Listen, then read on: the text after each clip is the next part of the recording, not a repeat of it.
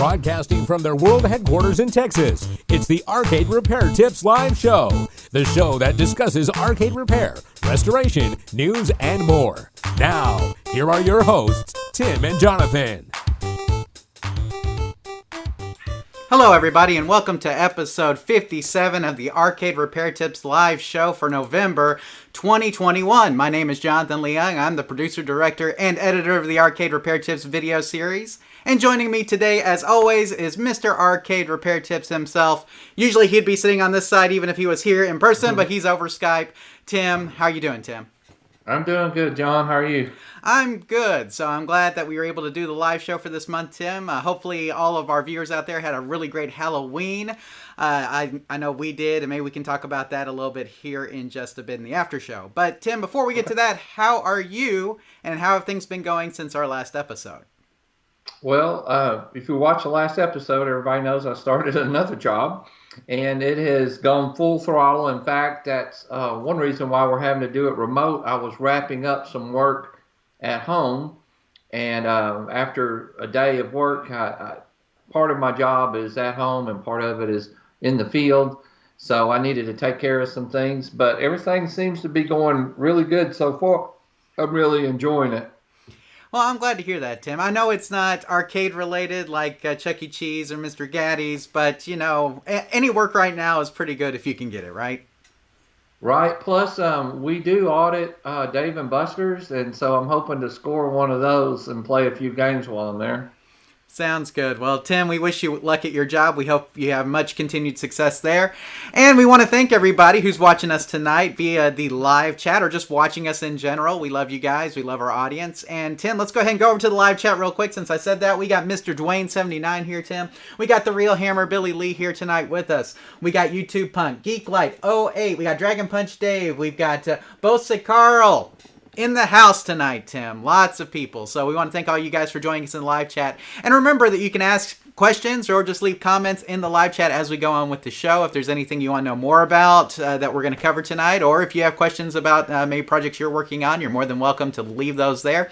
And we will get to them as we continue on through the show. Tim, you might notice that the title of this episode's a little on the odd side. I basically threw together 3 words of things we're going to be talking about tonight and made it a title.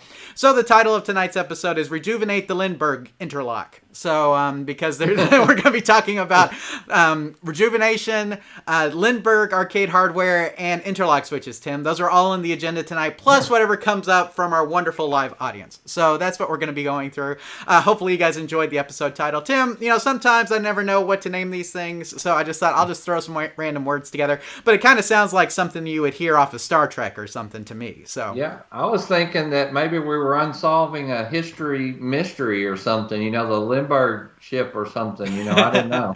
Maybe Hindenburg, Tim, is what you're thinking of? Maybe or Charles Lindbergh, you know, obviously a famous aviator. So, I mean, yeah, maybe. I don't know. But that's where the title comes from. So we'll be covering each of those topics here as we go on with the show. Tim, I'm going to come over to the live chat real quick. It says, Rexer Show's here. Hi, everyone. Tim went to Chuck E. Cheese. Have lots of suggestions as a patron. What Rexer Show may not realize is that you no longer work there, but you'd love to hear the suggestions, right, Tim? Yeah, I got a few I could give them, too. There you go. Well, if you guys want to chime in with suggestions for Chuck E. Cheese, I think that's always an excellent topic. So, Rexer Show, go ahead and fire away if you have some of those. Even though Tim doesn't work there anymore, I'm sure he can get them in the hands of somebody who does. So, if there's somebody that you would like. So, I also want to mention, Tim, that Nate Berg is here, and he says hello as well. Hello, Nate. There you go. So I think we're caught up on the live chat, Tim. So let us go to actually what is the last word in our title tonight, but is the first question that we're going to cover. And this one is from Angelo. And so Angelo says, "Hi, I'm kind of new to this whole working on arcade game thing. I was wondering if you could help in any way on where this part would be on a special criminal investigation cabinet." So, Tim, he sent this picture. This is the picture that Angelo sent. This is not the picture that I pulled. He actually sent this. He's looking for this particular part on a special criminal investigation cabinet. So, Tim, first off, what is this part? And where might Angelo find this on his special criminal investigation arcade cabinet? Okay. First, you know, it's like when you read a question first, and I just saw special criminal investigation, and I was thinking, why does he need our help with a special criminal investigation? But anyway, that is an interlock switch. And this is a great question for new people because even when we were new, Jonathan, we weren't as familiar with these. I mean, I kind of had an idea what they did, but I can't tell you how many games I've seen where they've been taped up or bypassed and things like that. But most of the time, the interlock switch is what your power is wired through it, and so that like your ground on your power, so that either when the back door is closed, or I mean open, or the front door or the coin door, a lot of times, especially like a Miss Pac-Man game or something, is open, it shuts off the power. That back in the day, I think they had a lot of fear that a kid was going to get up in there and open or pry open the door, try to break in and get some quarters, get electrocuted or something, so it immediately would shut off the power. So you'll find these typically in those places, but I have seen them in some random weird places too, like under the control panel or in other places of the game. But typically you'll find them especially on the back door of most classic games. Right, and so, Tim, like you said, this is more of a safety mechanism type thing in most games, where basically if you open the coin door or you open the back door, the interlock switch basically becomes open at that point, and then it drops the connection for the AC, so that basically powering off the game to make sure that if anybody sticks their hands in at that point, they won't get shocked, correct? Correct. So, and go ahead. Go ahead. Go ahead, Tim. All right, well, and so they work by pressing in. It completes the circuit and allows the circuit to be completed and the power to go. So a lot of times, if you see a game that's dead, we've also seen them where the back door lock has been drilled out and you think it's not working, but it's just because the door's not tight. It won't push it in. But it's kind of like so a lot of people don't know that how to bypass these. They just tape them up so that they're always pushed, which now seems kind of silly, but when I was a new collector, that almost seemed like the thing to do. That is true. Now, there are some types of interlock switches, and Tim, I know where you're going with this. You can pull out most interlock switches, and it will complete the circuit. It's the same as pushing it all the way in, but there are some interlock switches that you cannot pull out, right? Correct, Tim? Correct. In fact, I would say probably starting in the 2000s, I would see that a lot. But most older games, you could pull them out. It's kind of like if we had memes back in the day, I would have made a meme that said I was this many years old when I learned that you could pull this out. And I kind of felt dumb. One of my supervisors pulled that switch out and the game came on and I was trying to keep it taped in. And he's like, why don't you just pull it? So maybe you're in that position tonight. You didn't know that you could just pull that thing and it would stay on. But anyway, it's just funny, one of those things, unless somebody shows you, how are you going to know? Absolutely, Tim. So let me go ahead and throw up the response slide here for Angelo. And the part that you're referring to here, Angelo, is known as an interlock switch. The most common places to find interlock switches, like Tim said, are on the back door, but sometimes cabinets will also have them around the coin door as well. Interlock switches work by completing a connection when the switch is depressed fully. For example, the back door of the cabinet may press an interlock switch when it is installed. Once the back door is removed, it releases the interlock switch and cuts the power. Some interlock switches can also be engaged by pulling the switch out. Now, Tim, the picture that Angelo sent us actually looks like one that could be engaged when you pull it out. The ones that cannot be engaged when you pull them out are usually ones that have like a little kind of conical tip on the end, if you know what I'm saying. Yeah. So that it doesn't look like you actually could pull it. This has like a little groove where you can actually put your fingers and you can see where you can kind of pull it out. But the ones with a more conical tip on the end, those have to be depressed in order to make the complete the circuit and complete the connection. But it just depends on which type you have in your game. But if you have this one, Angelo, you can just pull it out, and you should find this either on the back door or the coin door most commonly. Tim, is there anything else you want to throw in here about Angelo's question before we move on? No, I'm glad that he sent it in. It's pretty simple. Now, how to wire it up is a different story. Sometimes you can just you'll read, if you can read on it, sometimes it's marked. It'll say like commons and normally opens, but it kind of works like a push button switch, in other words. So you just got to have wire going in and one going out. Maybe we'll do a video sometime on how to wire one up, but for now, I think we've answered his question pretty good about what it is. I think so too, Tim. So, Angela, hopefully that answers your question, and good luck locating the interlock switch on your special, what was it, special criminal investigation cabinet, right, Tim? Yeah, have you ever seen one of those? I have. It's been a long time, probably back at some auctions in the day. It's been a while, but definitely have seen them before, Tim. Okay. So, there you go. Okay, well, we have more questions, Tim, but let me go ahead and check over with the live chat real quick. And it looks like Nate Berg has a question. He says, I have a Mortal Kombat 2 machine where the monitor would randomly turn off, play blind. Screen looks fantastic, however. Sometimes it would last 10 hours, sometimes 12, sometimes 2.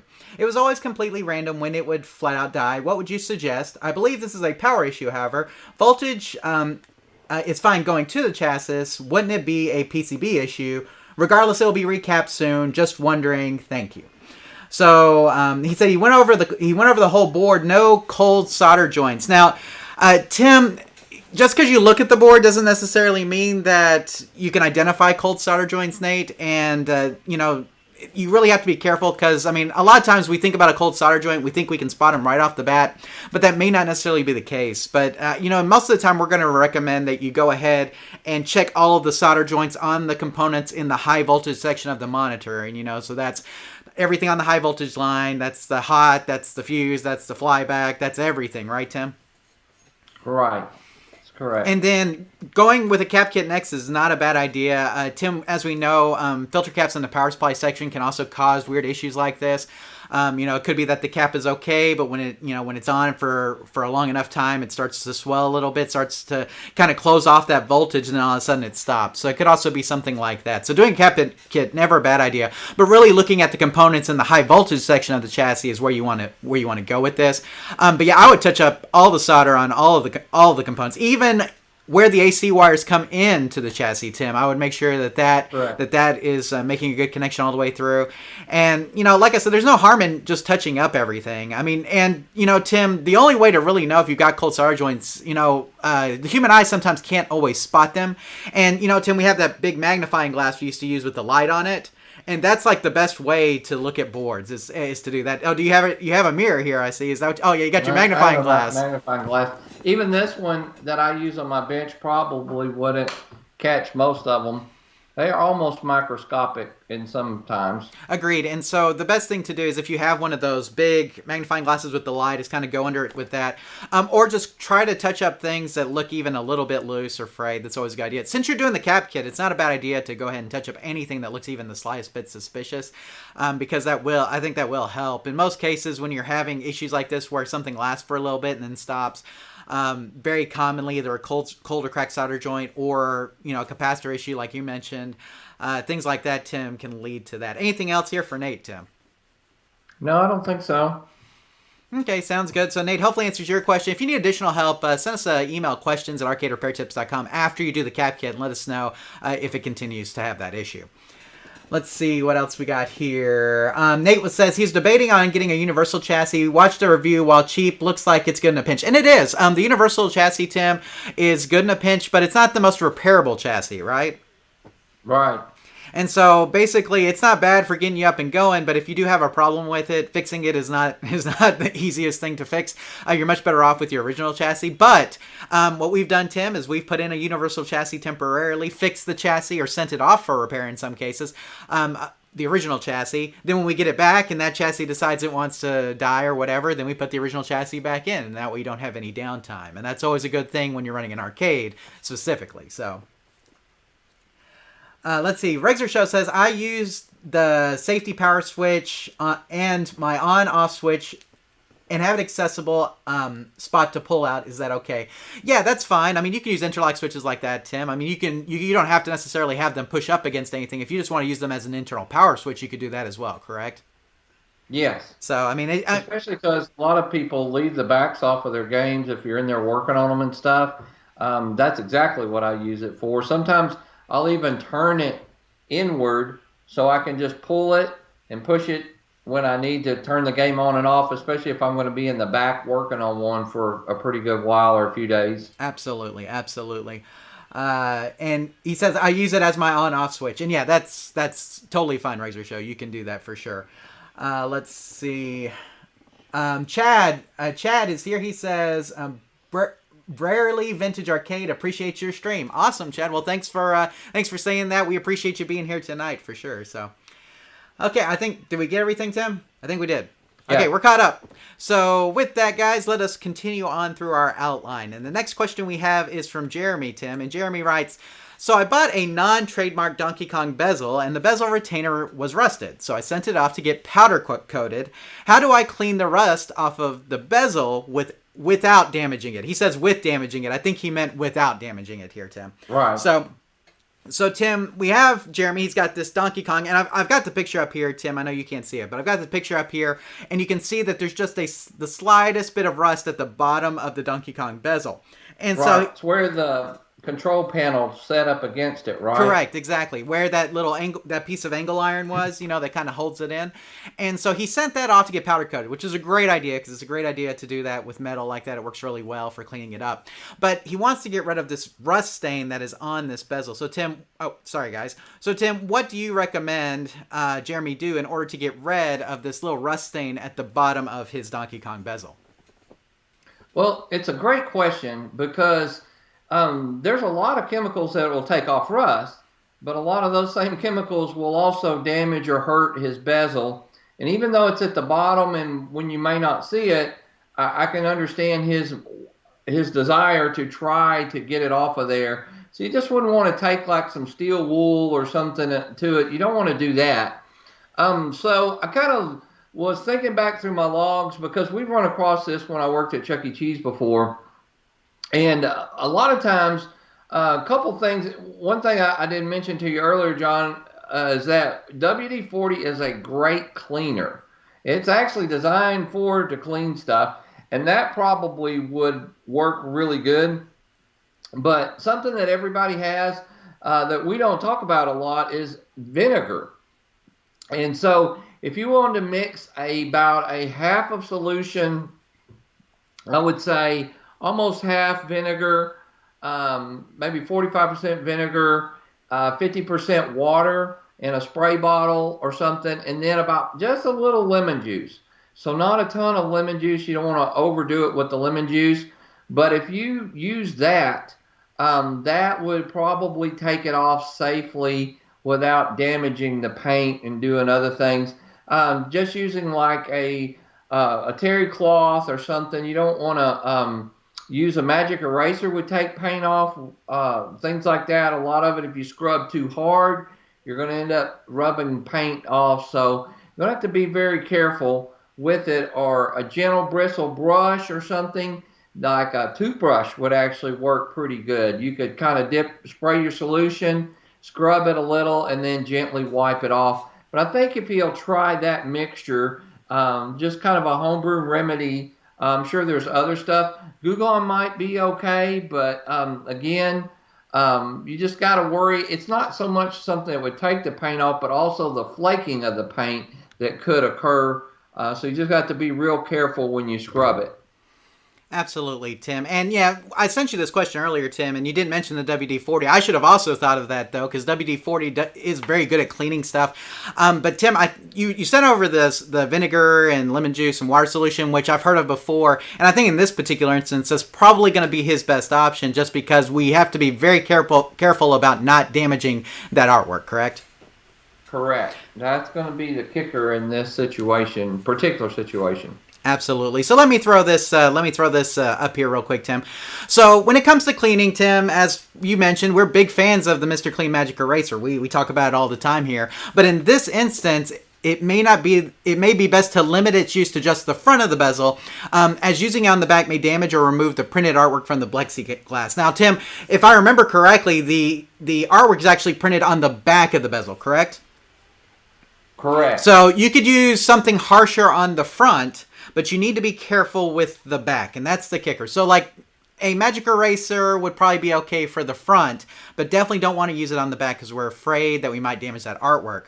So for the back of the bezel, probably best to go with a traditional rust removal solution such as a vinegar, lemon juice, water mixture. Now Tim mentioned this, he sent this over to me. 45% vinegar, 5% lemon juice, 50% water, and then make sure that you use a gentle bristled brush. And Tim, you mentioned a soft bristled toothbrush would work, correct? Correct. And that's just so it doesn't harm the artwork. Tim, sometimes we talk about circuit boards, we talk about maybe a little bit tougher brush, but we need something probably more gentle than that in this case, right? Yeah, that's what I was thinking. Kind of everybody understands about the bristleness of a toothbrush. Kind of a medium bristle toothbrush should work pretty good.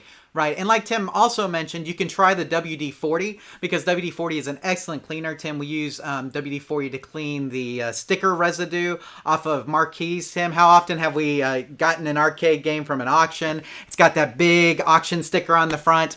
There's nothing like WD-40 or Goo Gone to get that off, and it works really good on plastic marquees. The problem is that a lot of times those stickers are on the front and the artwork's printed on the back.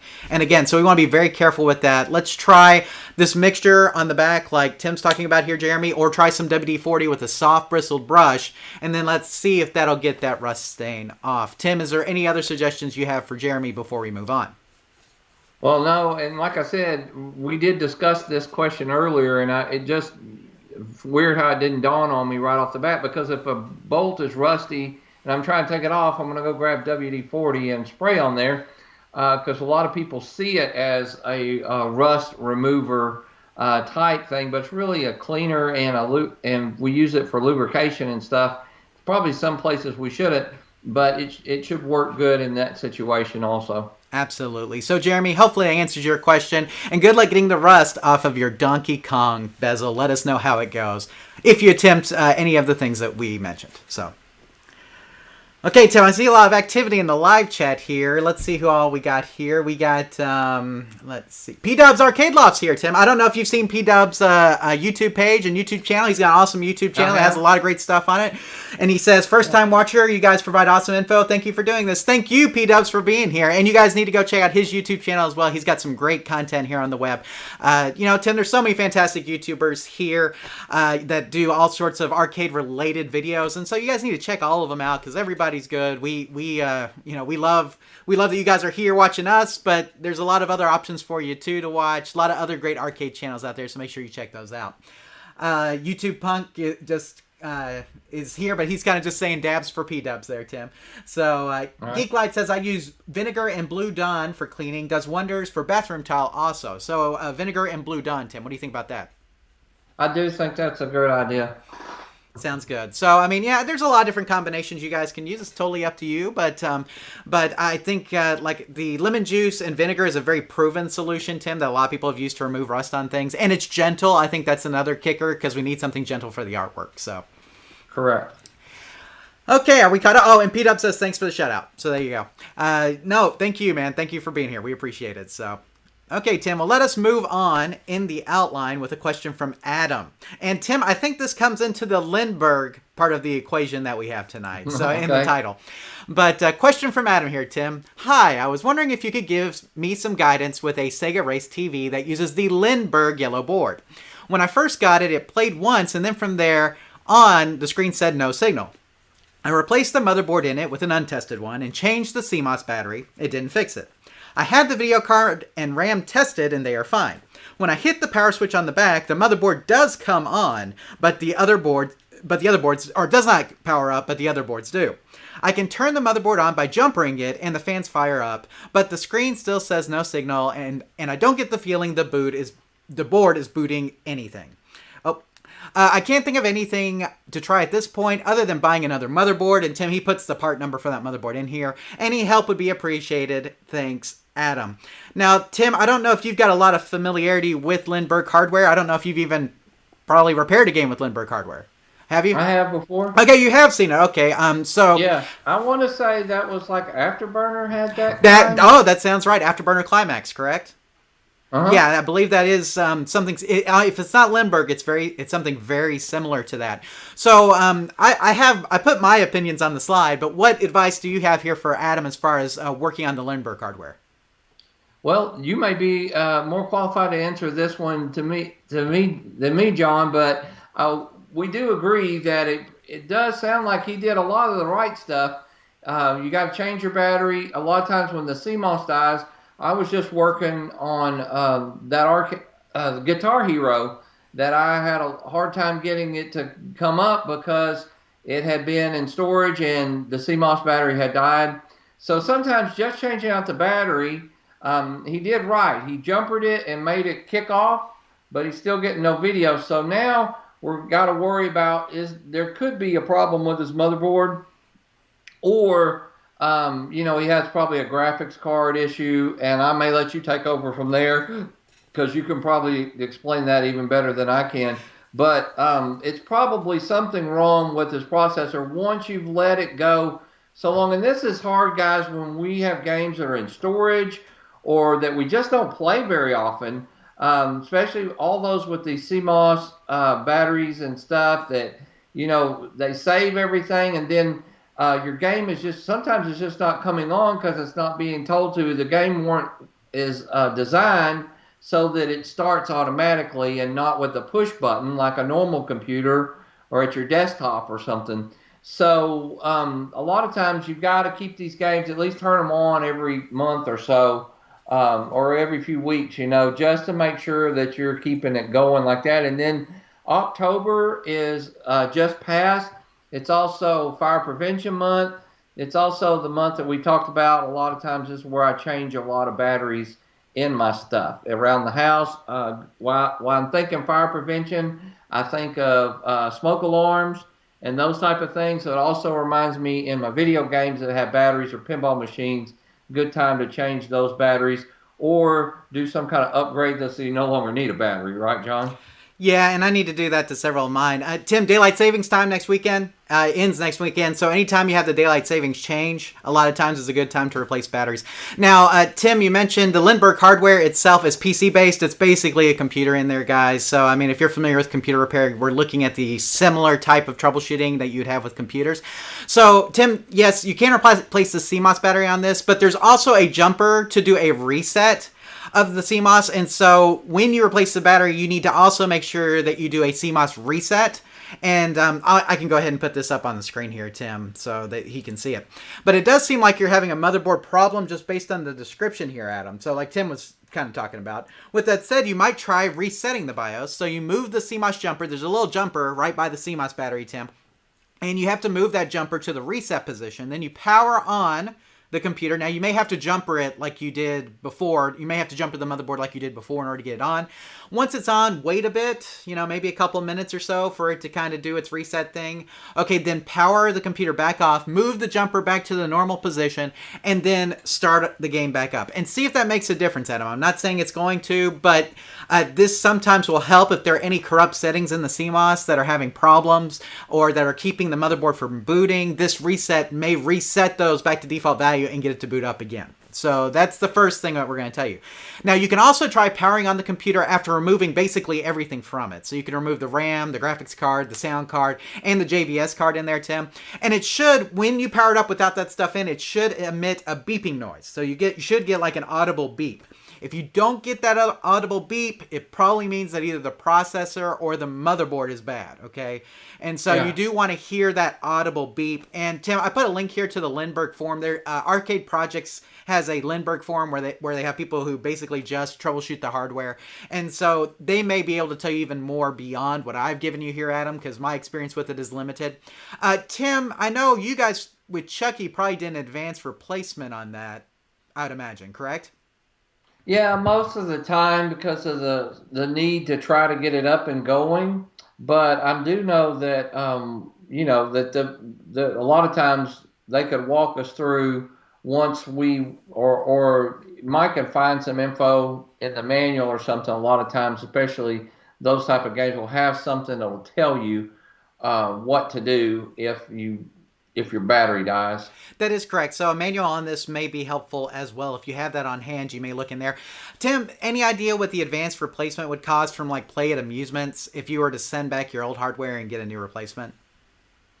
It's going to be cheaper to send it in and let them repair it. You're looking at a couple anywhere from I would say $150 to $300-$400. Advanced replacement, something quick, you're probably looking at $800 or more. Okay. So, which if you own an arcade, it may be worth it, but for the average homegoer, it probably more than he paid for the game, Yeah. Advanced replacement, for those who don't know, the difference is advanced replacement's where they go ahead and ship you one and you just ship them back your board when you get a chance, versus a repair, like you said, Tim, where you actually ship the board to them, you wait for them to repair and then ship it back.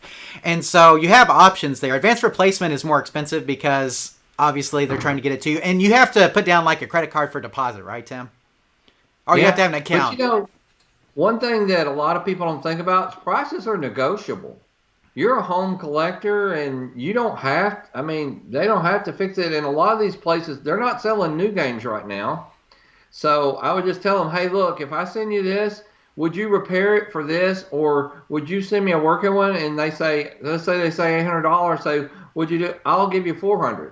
And you never know. I mean, a lot of these places need to work in business.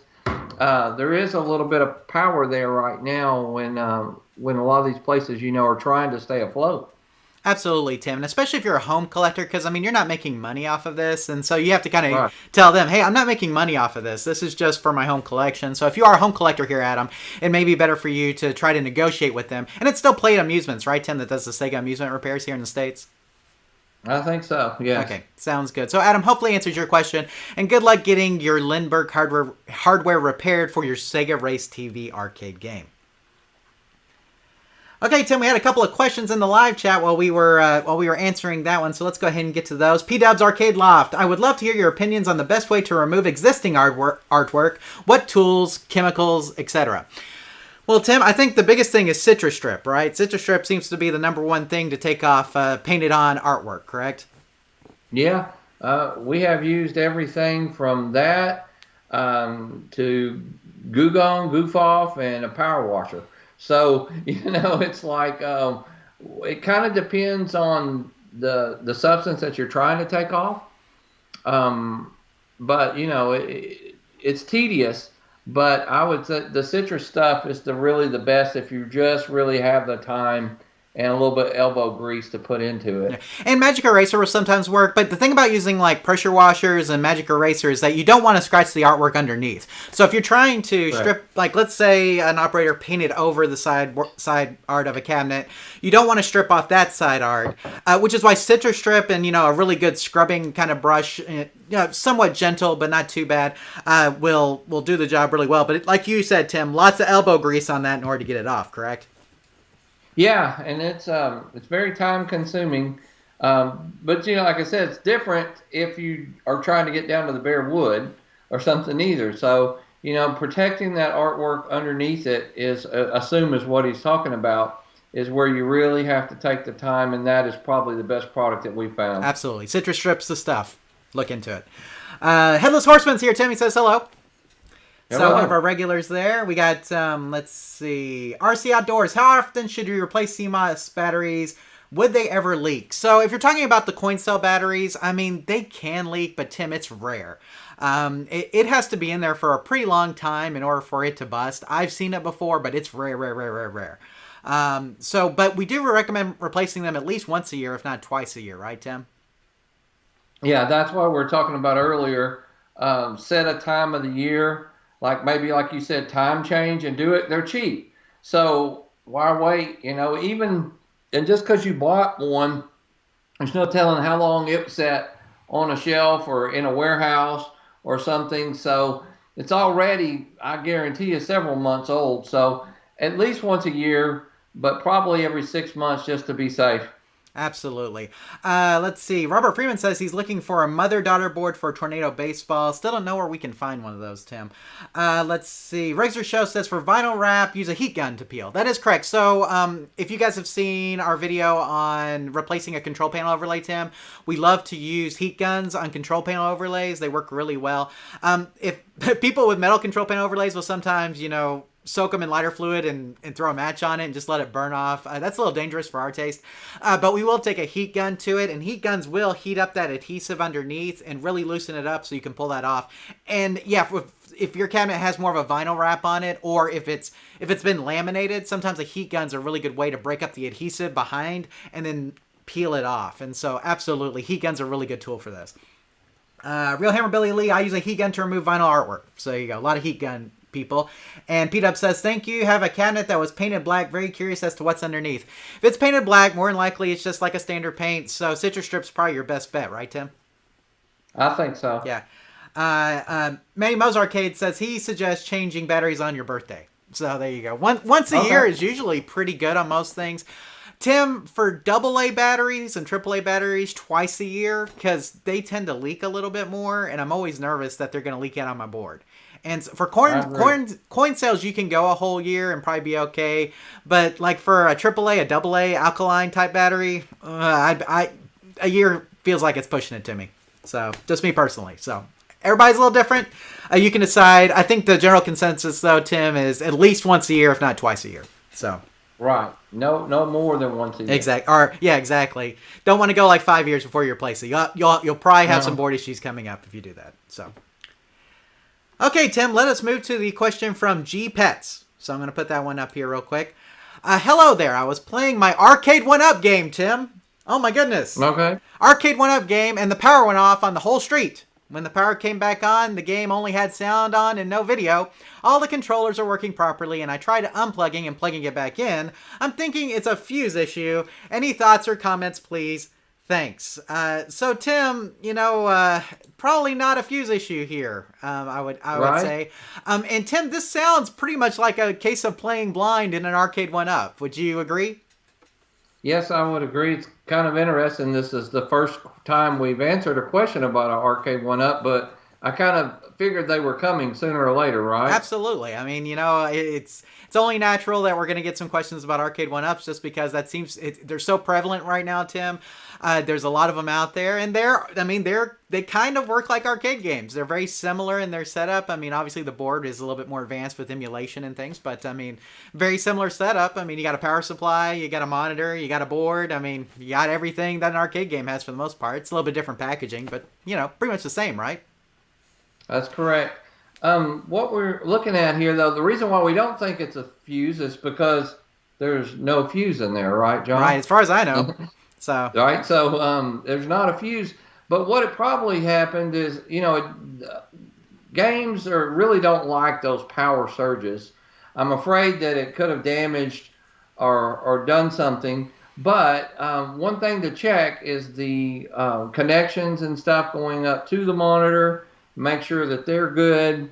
It may even still be under warranty if your game is not that old. But more than likely, you can that monitor be hooked up to something else, to a PC or something? It can with an adapter board. So you can get an adapter board for it that'll allow you to plug it up to like a VGA connection. It does not natively do that. But there are the conversion boards are about $25 or $30 on eBay. But they will allow you to hook it up to a VGA connector. And so, like if you wanted to try it with like a computer, for instance, you could get that. Of course, that's $30 you'd have to spend to see if your monitor's working. May not be worth it. So, but yeah, I mean, this obviously sounds like you're saying here, Tim, probably like a monitor issue, correct?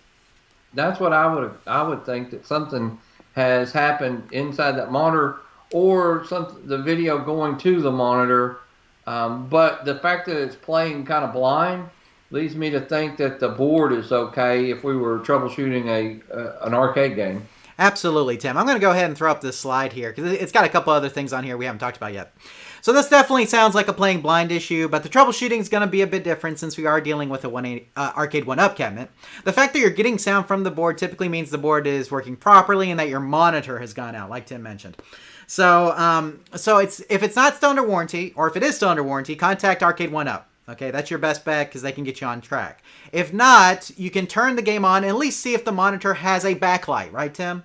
So I've got a picture here. The top picture is of a monitor with just the backlight on. And the way you can tell is it'll kind of have these little white areas, or the whole screen will kind of be like a little, almost like it's just got a light behind it.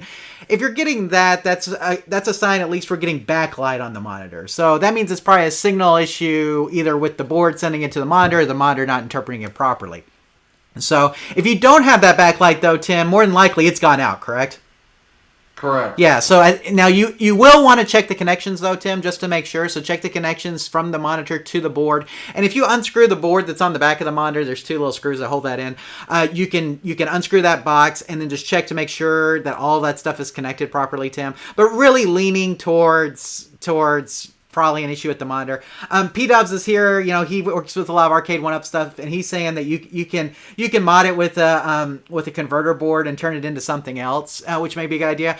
There is a mod for some of the Arcade 1-Up boards, Tim, that you can put out either VGA or HDMI from them. And so if you may be able to get that mod, or you may be able to install that mod yourself onto the Arcade 1-Up board, so that it either puts out HDMI or VGA, and that way you could continue to use that board just with a different monitor. Okay, getting another monitor like that can be very difficult. Arcade 1-Up, the individual parts for Arcade 1-Up games don't come up for sale very often. You can try like eBay and stuff like that, but it's very rare that you see like these individual parts for sale. Sometimes you will on their website, sometimes you will on eBay, but you've basically got two options here, G-Pets. You can either mod the board to output VGA or HDMI and then get a regular monitor for it, or you can go like P-Dubs is saying, just go for the full-on mod, take that board out, put a Raspberry Pi or a computer in there, and then get a VGA monitor and mount it up in there and go with the full mod style. But I think that those are going to be his two best options with this Arcade 1-Up. Tim, any other thoughts before we move on here with G-Pets? No, I'd like to hear back from him and see. Like I said, the only reason why we're talking about doing a conversion is just to test to see if it actually is the monitor. Right.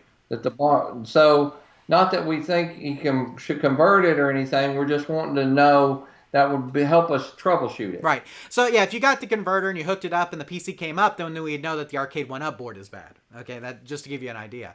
And at that point you could mod it if you wanted to. But it may just be better to just go with the full mod at this point. Or if you wanna see if you can find another monitor on the third party marketplaces like eBay or maybe even from Arcade 1-Up, you can do that.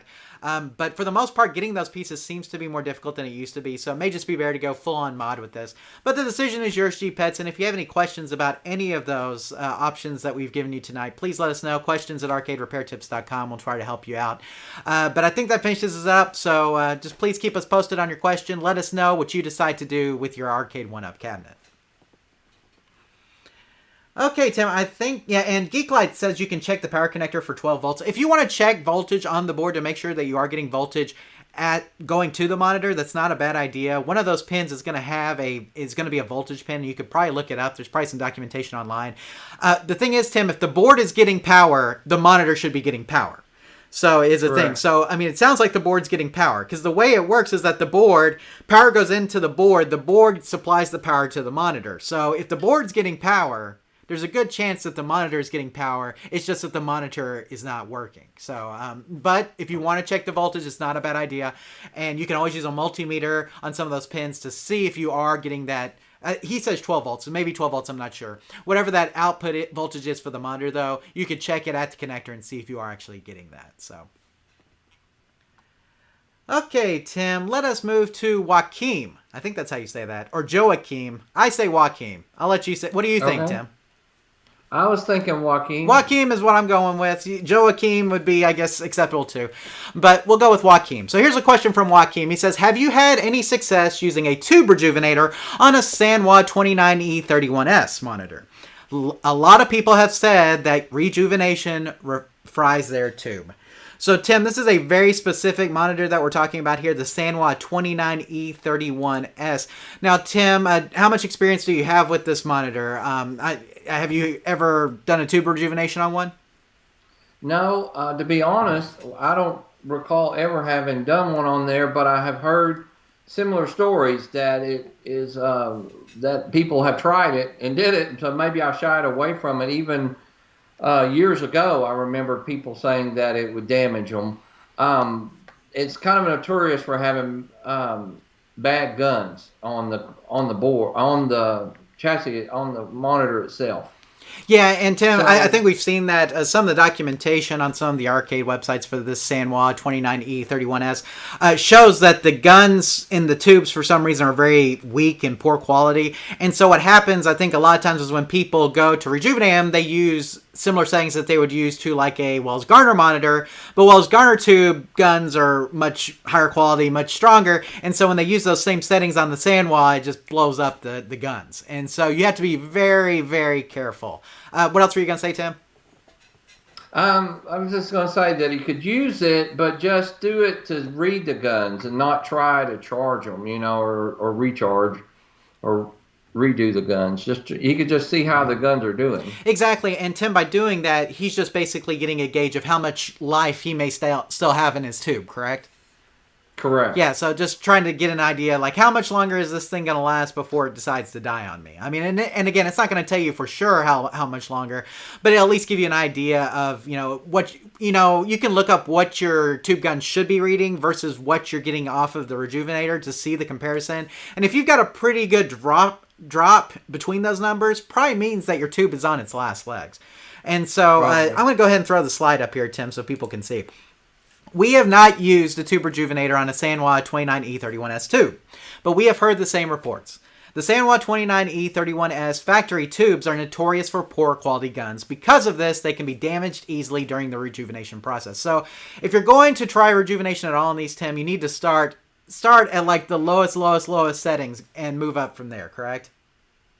Yeah. Slowly. Slow. But it's better, instead of trying to go forward with the tube rejuvenation, like Tim mentioned, just read the guns and see how much life is left in them. This will at least give you an idea of how much longer the tube itself will last before you need to find another monitor or tube. And Tim, you can find compatible tubes. We've talked about this before. I mean, it's possible to find another tube that'd be compatible with the chassis, but it may be easier just to find a whole new monitor tube setup to put in there. Just kind of depends. But for those of you guys who want to try tube rejuvenation on a Sanwa 29E31S, probably better if you didn't, I would say, unless you really know what you're doing. And if you are going to go forward with it, again, start off with really, really low settings. You don't want to blow out those guns. You got to be very careful.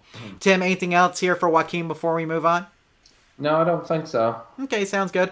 Well, Joaquin, hopefully answers your question, and good luck with your with your Sanwa 29E31S if you end up replacing it or trying the tube rejuvenation. Let us know how it goes for you. Okay, Tim, it's that time for some quick question and answers. Now, for those of you guys who watch the show all the time, you will know that this is a rapid fire section where I'm going to throw 3 questions at Tim, rapid fire style, and then he's going to answer those 3 questions back quickly so we can kind of knock out these 3 really in a rapid fashion. So the 3 that we have tonight, Tim, are a little all over the place as far as topics are concerned, so I hope you're ready for this. I'm throwing my best slider, curveball, fastball combination at you, so... All right. Okay, so here we go. Question number 1 from Zero Kicks 12. Did you have to have the power supply plugged in when testing with the multimeter? So this was on our power supply question, Tim. Do you have to have the power supply plugged in when testing with a multimeter? So that's from Zero Kicks 12. Second question from Pam. I own a children's ride that takes 2 quarters. I am wanting to increase it to 4 quarters to ride. How do I do that? So Pam, kiddie ride, 2 quarters now, wants it to take 4 quarters. And then we have Black Hair Tim on YouTube says, my CRT computer monitor is not working. If I lean the monitor forward backward about an inch, while it's on its stand, the picture works again. It's not a faulty cable. It took a few knocks while I was moving it, and now it's doing this. Could something have come loose? So I've got a CRT computer monitor, Tim. If I move it a little bit on the stand, it starts to work. But cable's fine, it seems like, and it got a little knocked around. So, Tim, we have Serial Kicks with the power supply multimeter question. We have Pam with the kitty ride question. We have Black Hair with the CRT computer monitor question. Tim, give us answers to all these questions. So, Serial Kicks first. Do we have to have power on when we are testing a power supply with a multimeter? Yes, you need the power on, and it's better to test it even under a load or at the points of the board. Correct. Having under a load is very key, Tim, because as we all know, power supply voltage can drop quite a bit when it's actually powering boards and cabinet lights and all the other things that go into a cabinet. So having under a load is better. Now, before you hook up any power supply to any board, you need to check it first, right, Tim? Correct. So at least get it dialed into 5 and 12 at that point, and then test it again under load to make sure you're okay. Pam, how can I convert my kitty ride, Tim, from 2 quarters to 4 quarters? Well, it kind of depends on how old the kitty ride is. If it's a modern day kitty ride, you probably go into the settings and do it. If it's one from the 70s or 80s, you're probably going to have to change a dip switch So a little bit more information about what kind it is. They're also possible that it doesn't have the option of going to 4/4, so you might have to buy a supplemental timer box or board that allows that to happen, which is a whole different question. There you go, Tim. So, Pam, hopefully answers your question there. Black hair, Tim, we've got a CRT computer monitor. If I move it on the sand about an inch this way, inch that way, it works. But if I just let it sit there, no worky. What do you think's going on? Yeah, it sounds like what we've talked about a couple times tonight, that you have some cracked, cold, or broken solder joints.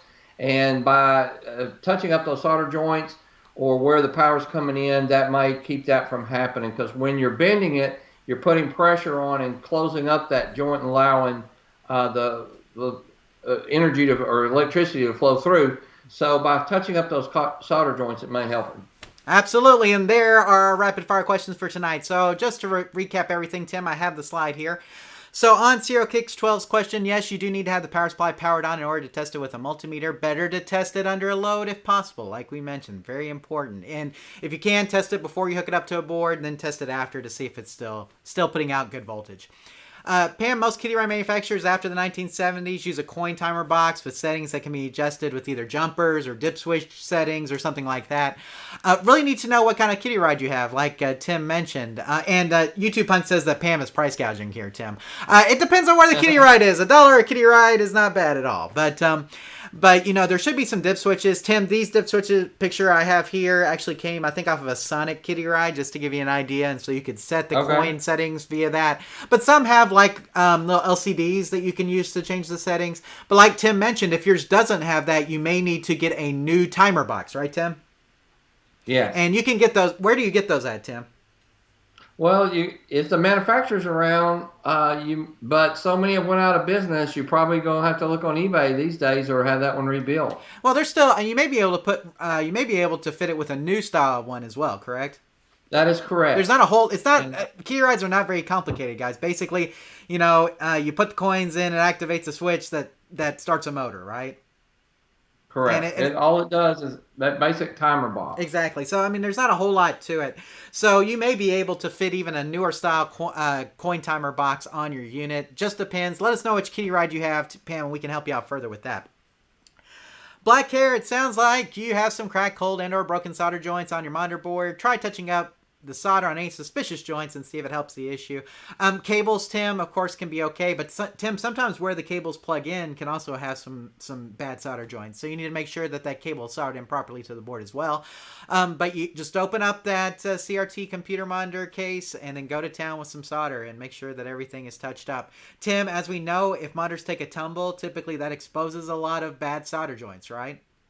That's correct. And it sounds like in Black Hair's case that it took a tumble. So it's very common for that to happen whenever it takes a tumble. Just need to touch up some solder, especially with CRT computer monitors now, Tim. We all know they haven't made them for 10 years now. So at least the newest one is 10 years old at this point.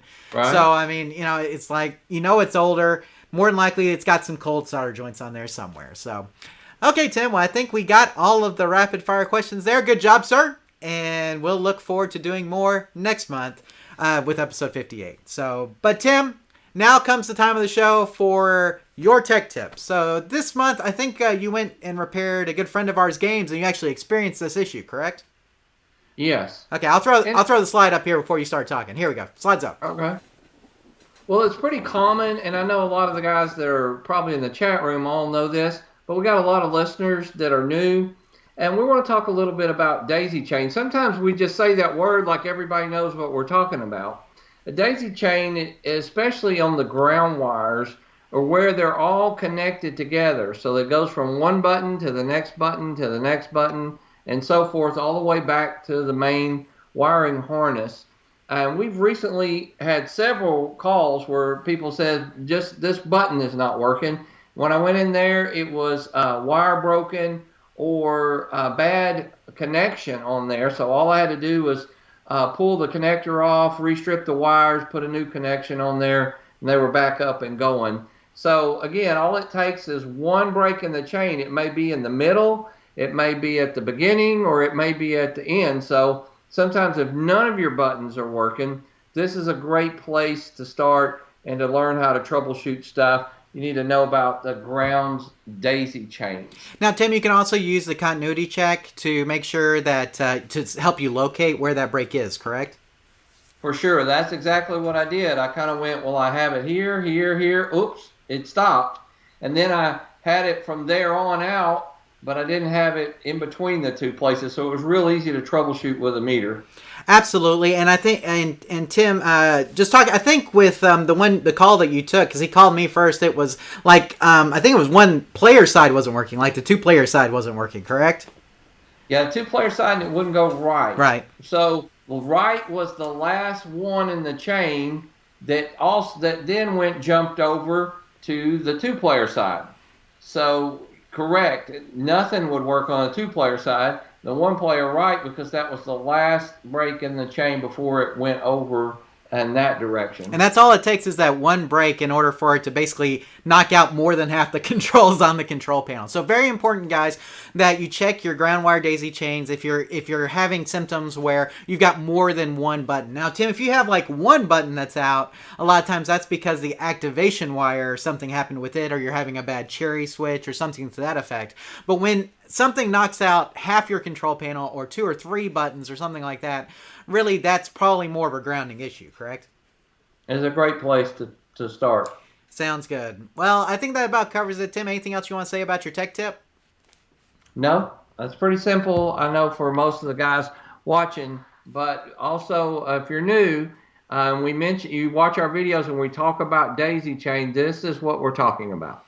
Absolutely, Tim. And it's very important. And we have an entire video and post on connecting ground wires on a control panel that you guys should check out. Talks about daisy chaining in particular. And Tim, the nice thing about a lot of harnesses now is that they already come with the wires daisy chain, just like we had in the picture on your slide.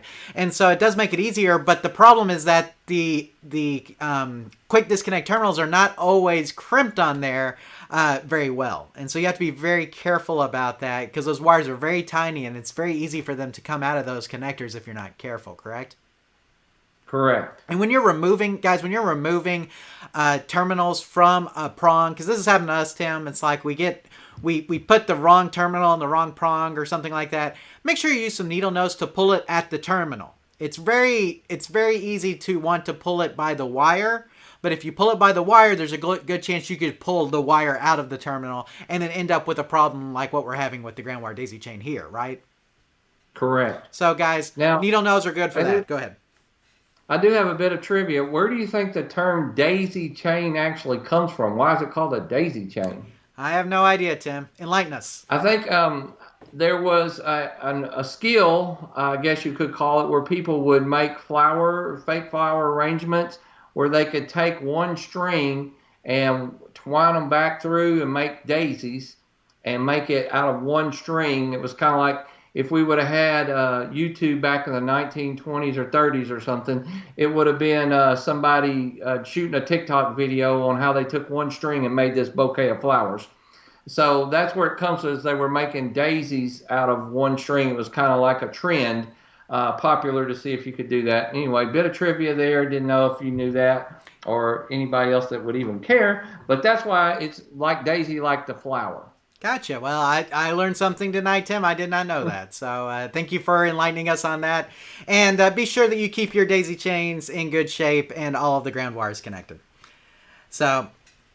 okay, Tim, I think we're to the discussion portion, and we've got quite a few things to talk about from the news of this previous month, Tim, including something that broke just today that we're going to talk about at the end. But the very first thing here, Tim, is that October marked the 50th anniversary of Computer Space, Tim. Can you believe it? 50 years!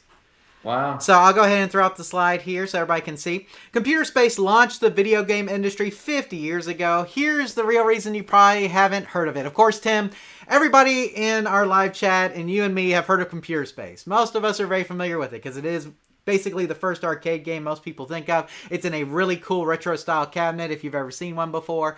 It is definitely a cool piece if you ever see one at like an arcade show or at a dealer who sells arcade games. It is something that will catch your eye. But Tim, before there was Pong, there was Computer Space, the first commercial video game. Okay, and so It was basically the basis of the $175 billion industry of video games, and it debuted 50 years ago on October 15th, 1971 at the Music Operators of America trade show, Tim, because it really wasn't a video game trade show at that point. And so it's housed in this futuristic looking cabinet, Tim, like we mentioned. But it took its place alongside the jukeboxes and pinball machines and other coin-operated games manufacturers were pitching to arcade and bar owners at the time.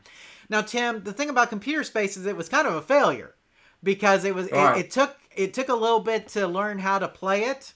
And it wasn't until Pong came along, Tim, that really I think the video game industry took off. And it's because Pong had very simple rules.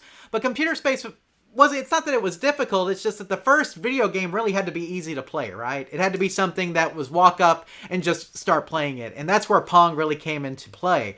But Computer Space in its own right was the first, and we celebrate the 50th anniversary of it this year, Tim. 50 years, golly. Amazing. Wow. So, but if you haven't ever played one, do yourself a favor. Next time you go to an expo or find an arcade vendor in your area that has one, give it a play. It's a unique experience to say the least, right, Tim? For sure. And if you ever run across one, I remember when we could have got one of these for $1,500 or $2,000, and you wouldn't even. I even think now that they're going to continue to climb up in value. Absolutely, Tim. There's no doubt, and they're getting rare and rarer all the time. So the value of these is definitely going up, along with basically the entire arcade market, but definitely Computer Space, because 50 years, Tim, there's not that many cabinets around that are in good shape, right? Correct. There you go. So before we move on, Tim, RC Outdoors says, I enjoy fixing games more than playing games. Is there something wrong with me? Absolutely not. There's nothing wrong with wanting to fix games. Tim, we always say that our goal for fixing games is so you can play games, but there are some people who just like fixing the games, and then they'll let other people play the games and move on to fixing the next game. And so everybody's a little different. That would be me. I do not play that often. I fix a lot more than I ever play. And everybody's a little bit different in that aspect. So RC Outdoors, if that's you, if you're a little bit more on the fixing side than the playing side, that's okay. But the thing about it is that once the game is fixed, even if you're not enjoying it, Tim, other people can enjoy it and play it. And that's what the purpose of an arcade game is, right, Tim? Is to play, correct? Correct. So there's nothing wrong with fixing them. Just make sure that they get some love from somebody after they're done being fixed. So. Okay, Tim, we have a couple of pinball reveals that came out this month. I'll go ahead and throw those up here. We have Legends of Valhalla by American Pinball, and we have the Jurassic Park Home Pin by Stern Pinball. And you guys can learn more about these on the Pinball News website. We have links to both of them down below if you guys want to look at that. Or we also have them here on the screen. But the Legends of Valhalla, Tim, is based on a homebrew design by Scott Gillicks, which was developed by him and Frank Gigliotti at Riot Pinball. And American Pinball has taken that design, made a couple of additional enhancements and tweaks.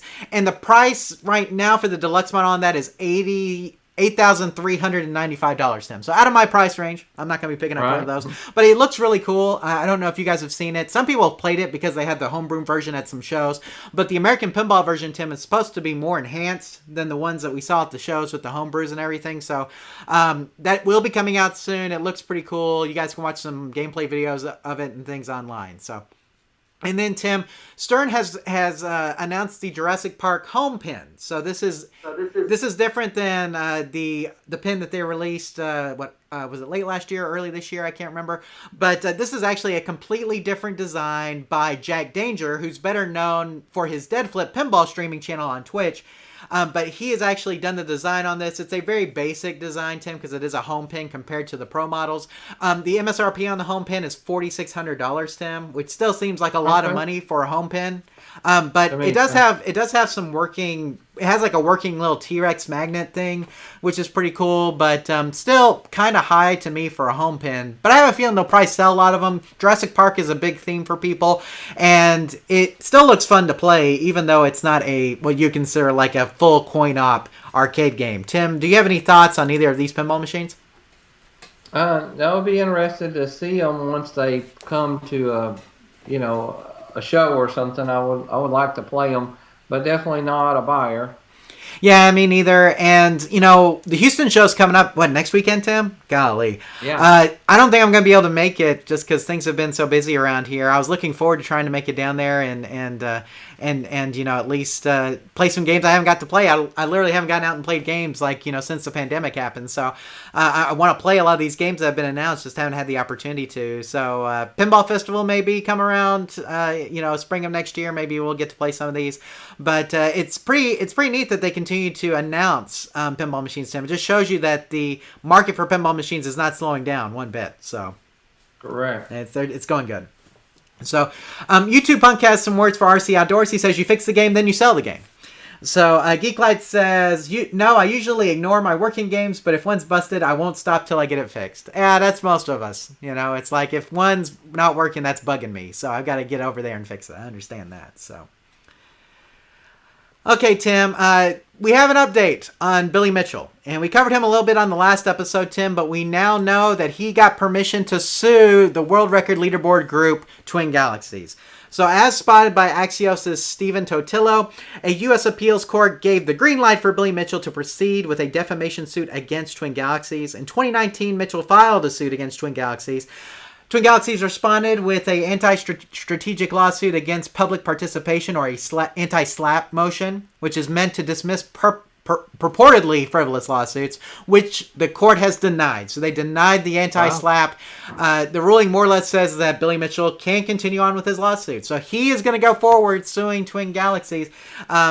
The judge basically could have stopped it right there, Tim, and said, this is frivolous, we're not going to go forward with it, but they decided to let it go. So the case between Billy Mitchell and Twin Galaxies will continue. So we will keep you posted if we get any updates as far as, what kind of rulings are happening. So just keep posted here. But it does sound like Billy Mitchell will continue going on to sue Twin Galaxies for all of the different, claims and everything the Twin Galaxies has made against him. So there we go. Now, Tim, these next two stories are kind of sad. I end on a high note, though. Okay, we're going to end on a high note. But these next two stories are very sad. And the very first one is that legendary Namco pixel artist Hiroshi Mr Ono has died, Tim. And this was according to the Video Game Chronicle. Now, you guys may not know Namco artist Hiroshi Ono. You may not know him, but he died at the age of 64. He is a graphic artist who is involved in the cabinet and marquee design of Pac-Man. So even though you don't know him, you know his work. He also created logos and cabinet art for various Namco games. His work as a pixel artist that he was most known for, however, which started when he did the sprites for Galaga, Tim. So he did the sprites for Galaga, the cabinet and marquee design for Pac-Man. He also created the sprites for Dig Dug, and he did cite the Galaga was among his favorites, but he also did Xevious and Mappy. So guys, you may not know Hiroshi Ono, you may not know the name when you hear it, but this guy was heavily influential in several of the classic arcade games we all know and love. I mean, what would Pac-Man be without the side art and the marquee art, Tim? What would Galaga be without the ship? That's what I would tell you. And you have Mr. Ono to thank for all of that. And so it's a sad passing, Tim. He contributed so much to the arcade and video game scene, and he will be greatly missed. So, thank you, Mr. Ono, for all your contributions. And we hope that, hope that your family's okay. Thoughts and prayers for them at this time. And Tim, moving on to this next story too, Ken Layton has passed away, Tim. And I know, we posted this on Facebook and on Twitter, so you guys have probably seen this. According to a post on KLOV, Ken Layton has passed away. Ken was a longtime arcade repair technician that shared his knowledge on several arcade forums and websites. Ken was known for answering questions on user forums and for the treasure trove of repair information he provided on the Ken's Corner page. This is a huge loss to the arcade repair community. Our thoughts and prayers go out to his family during this difficult time. He will be greatly missed. Tim, Ken was, you could just tell, a salt-of-the-earth guy. He helped so many people on the arcade boards, Tim. We learned so much just by looking at some of the posts that he had, or some of the posts other people had, and his responses to them. And so, he passed on so much of his knowledge, and he will be greatly missed for sure. Tim, did you have any interactions with Ken? I didn't have any direct interactions with him, but did you back in the day?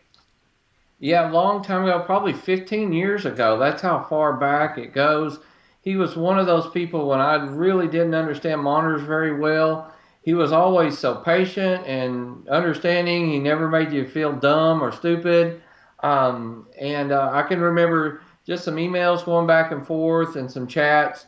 But what a loss to our community. And I never met him personally, but kind of like one of those guys. Now you're looking back on it, going, I wish that I could have personally talked to him and thanked him for all the knowledge and stuff that he shared over the years. And thankfully, a lot of that will live on because a lot of that is archived and stuff. So still will be helping us fix games. So shout out to Ken. And again, prayers and thoughts with his family and friends. And just a sad note for us in general, especially our side. It was such a great repair technician. Absolutely, Tim. He put a lot of great documentation as well out there that helped a lot of people fix games that they otherwise wouldn't have been able to fix. And so, it's a huge loss to the community, and he will be missed, Tim. And it's just, guys, none of us are getting any younger here. It's just it just seems like every day I keep hearing about another friend something happened to or something like that. So it's a sad thing. But we're so glad that Ken was able to share so much knowledge while he was here with us, Tim. And like you said, that knowledge is going to live on through the archives that are around in the different arcade forums that he communicated on. So, just again, thoughts with his family, and hope they have some comfort during this very difficult time. So, Great. Okay, Tim, now this story just came out today. And so I put this at the end because I didn't want to end on a downer. I'm not one to end on downers. But I did not know anything about this until I saw this story, and it looks awesome. So HBO Max's 8-Bit Christmas turns getting a Nintendo into an epic quest. So, Tim, there's an upcoming HBO Max holiday movie called 8-Bit Christmas. And it takes place in an idyllic Chicago suburb in the 1980s, Tim, which is our favorite time period, and centers around one young boy named Jake Doyle and his quest for that elusive Nintendo. The trailer sees an adult Jake Doyle, played by Neil Patrick Harris, telling his daughter about that one unforgettable Christmas and the lengths he went to in order to get his hands on the video game console. And you can watch it on November 24th. Tim, this looks hilarious. Steve Zahn plays the dad in this, and I'm a huge Steve Zahn fan. He's funny. Neil Patrick Harris is funny. This is going to be a really entertaining movie, Tim. I'm looking forward to it. And if you don't have that HBO Max subscription yet, this may be just the time to sign up. Tim, what are your thoughts on 8-Bit Christmas? That sounds really good. In fact, kind of needed maybe a new Christmas movie. Hopefully this will be a good one. Absolutely. I mean, there's a lot of good Christmas movies, Tim. I don't know if we've had any classic Christmas movies in a while. The last one I can think of that was made was probably Elf. Is that like a pretty classic one as far as ones that or I like Four Christmases a lot. That's one that we always watch around our house. But I mean, those movies are getting older now. So maybe this will be something that's a little bit more entertaining. We'll see. But I'm looking forward to it. I like Neil Patrick Harris, Tim. I'm a big How I Met Your Mother fan. He's so funny on that show. Steve Zahn, like I said, I love Steve Zahn. He's hilarious too. So I'm thinking this is going to be a really entertaining, really fun movie to watch. And it's about video games, Tim. That's what we're all about here, right? Right. So, I think sound like a winner. Absolutely. So make sure you guys tune in on November 24th, HBO Max 8-Bit Christmas, and we'll watch that, Tim. And in the next live show, we'll give our review. How about that? Sounds good. Okay, there we go. Well, guys, I think it's about time to wrap up the regular show tonight. And so before we do that, let's do a couple of announcements here. Just a reminder, guys, that we always are looking for arcade-related videos. If you want some free advertising for your YouTube channel, we're looking for people to submit short videos, 10 minutes or less, about arcade-related topics. Send a link of your video to questions@arcaderepairtips.com, and our staff will review it. If we like it, we'll use it during one of our live show episodes. Make sure to put a plug-in for your channel so people will know where to find you, and we always look forward to seeing your submissions. And Tim, we haven't gotten any submissions in a while, but we developed this program because there was a time when YouTube was basically kicking people out of the monetization program if you're below a certain level of subscribers and a certain level of views. And so we were wanting to help some of those arcade-related channels get back up above that monetization threshold. So if you guys are out there and you're on that threshold of monetization where you just have too few subscribers to get it and too few views. Maybe we can send some of our audience over to your channel to help you out and get over that hump. So if you guys want to do that, send a sample video over to questions@arcaderepairtips.com. And if we like it, we'll feature it on one of our live show episodes. And now, Tim, for the contact information, we have our general email at questions@arcaderepairtips.com. Questions, with an S, at arcaderepairtips.com. Be sure to put live show in the subject to get it mentioned on the show. And again, that's questions@arcaderepairtips.com. We try to get to those whenever we can, Tim. If you send in a question and it's been a while and you haven't gotten a response yet, hit me up again, please. Sometimes, Tim, questions fall between the cracks. And so if you email us and for some reason we never reply back to you or you never got a response and it's been like a month or something like that, please hit me back up. Because like I said, sometimes the questions fall through the cracks. Send another email to us at questions@arcaderepairtips.com and let me know that you're still looking for that response. That way we can get one to you. Tim, we also have our YouTube page at youtube.arcaderepairtips.com. All of our wonderful live show and live chat participants know where that is, but those of you who are listening on the podcast feed may not. And if you don't, that's at youtube.arcaderepairtips.com. And comments from the last live show will be covered on the next episode. So those of you who want your question answered, you can also leave a comment on the previous live show, episode 56 in this case. And we'll try, or on this one, and we'll try to cover it in episode 58, which is the next one. So, but again, all of our videos can be found youtube.arcaderepairtips.com for that. All the live show archive, Tim, all that good stuff can be found there. As well as the video for this particular show if you're listening to the audio version of it. And then we have our podcast email, Tim, at podcast@arcaderepairtips.com. And it's still been a while since I talked to Eric and Rusty. I know Eric's been busy with a lot of stuff. And again, they're still trying to recover from the pandemic and running the arcade and everything. So I know they're still busy. But you can still email them, Tim, at podcast@arcaderepairtips.com. And Tim, we have our podcast feed, which includes their podcast when they do it, includes the audio from the live show, and it also includes the interviews podcast. Unfortunately, I didn't get around to doing one of those this month. We've been too busy. Hopefully next month or sometime soon we'll be able to get another interviews podcast in the can, so watch for that. But if you guys want to subscribe to the audio podcast feed, you can do that at itunes.arcaderepairtips.com if you're on an iOS device, or at stitcher.arcaderepairtips.com if you'd rather use Stitcher for that, or wherever fine podcasts are aggregated. So if you're like me and you use Pocket Cast to do your podcasting, then if you search for Arcade Repair, you'll find it there. If you use Spotify, Tim, you can search for Arcade Repair. Guess what? You'll find us there too.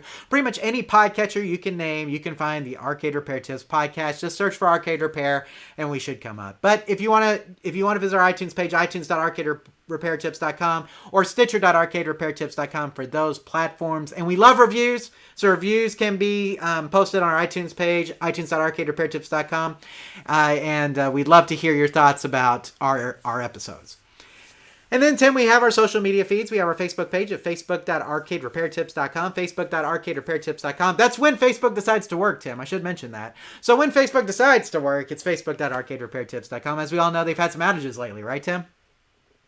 Right. So, but if you want to catch us there, facebook.arcaderepairtips.com. But everything also gets cross-posted from there to our Twitter feed at twitter.arcaderepairtips.com, twitter.arcaderepairtips.com. You can also send questions in via either one of those platforms, Tim.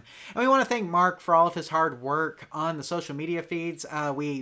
Most of the pinball news comes from Mark because Mark follows the pinball scene very closely. And so if you see pinball news, more likely that's Mark posting it there. And he also posts other things as well.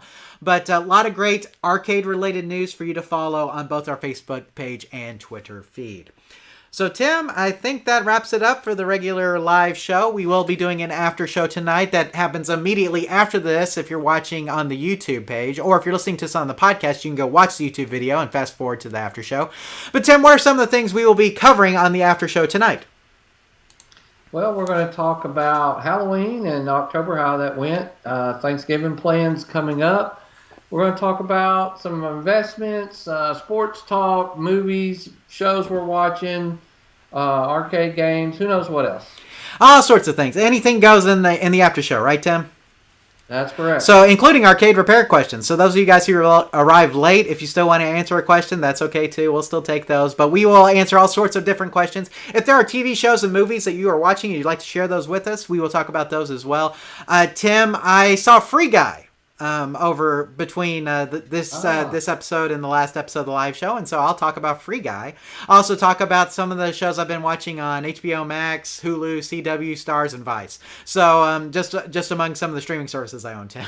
But we'll be talking about some of those and cord cutting talk on top of that and some other things as well. So if you guys want to stay tuned for the after show, just wait about 5 or 10 minutes after the live show, and we'll talk about that. If you're listening to this or watching this after the fact, make sure you check out the YouTube video for this episode and then fast forward to the end and you should find the after show. Tim, anything else you want to say before we wrap it up tonight for the regular show? No, just want to thank everybody for joining and hope that everybody is getting ready for a good holiday season, and we just thank you for all your participation and being in the live chat, even though I couldn't see it tonight.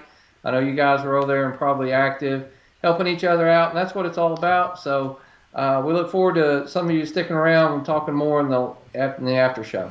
Absolutely, Tim. It looks like the next live show is going to occur on December 2nd. So for those of you guys who are wanting to know, hey, when's your next show? We're looking at December 2nd, Tim. That'll be episode 58. That'll be the Christmas episode, Tim. You know what that means. Christmas presents. Yeah. So we'll be talking. Yeah. We'll be doing Christmas presents then. We'll be we'll be answering more of your questions just like we always do. And who knows what'll happen news-wise between now and then. But we sure hope that you'll come back next month and join us for that. We want to thank everybody who's here live. Everybody in the live chat tonight. Always great. Round of applause for the live chat, Tim. And then we also want to thank you, even if you're watching after the fact. We want to thank you for watching, guys. You guys are awesome. We love our audience. You guys, we don't have a show without you. We really don't. So thank you guys for taking the time. We know there's a lot of different things that you could be watching, and we're glad that you chose to watch us tonight. And so, without further ado, Tim, I think it's time we take that exit ramp and go off to the after show. So if you guys are staying tuned for that, we'll see you there. And if not, we'll see you next month, December 2nd, for the Christmas episode 2021 of the Arcade Repair Tips live show. And with that, Tim, remember here at Arcade Repair Tips, when we fix the game, we play the game. Take care, everybody. Bye, everybody. We'll see you soon. Night.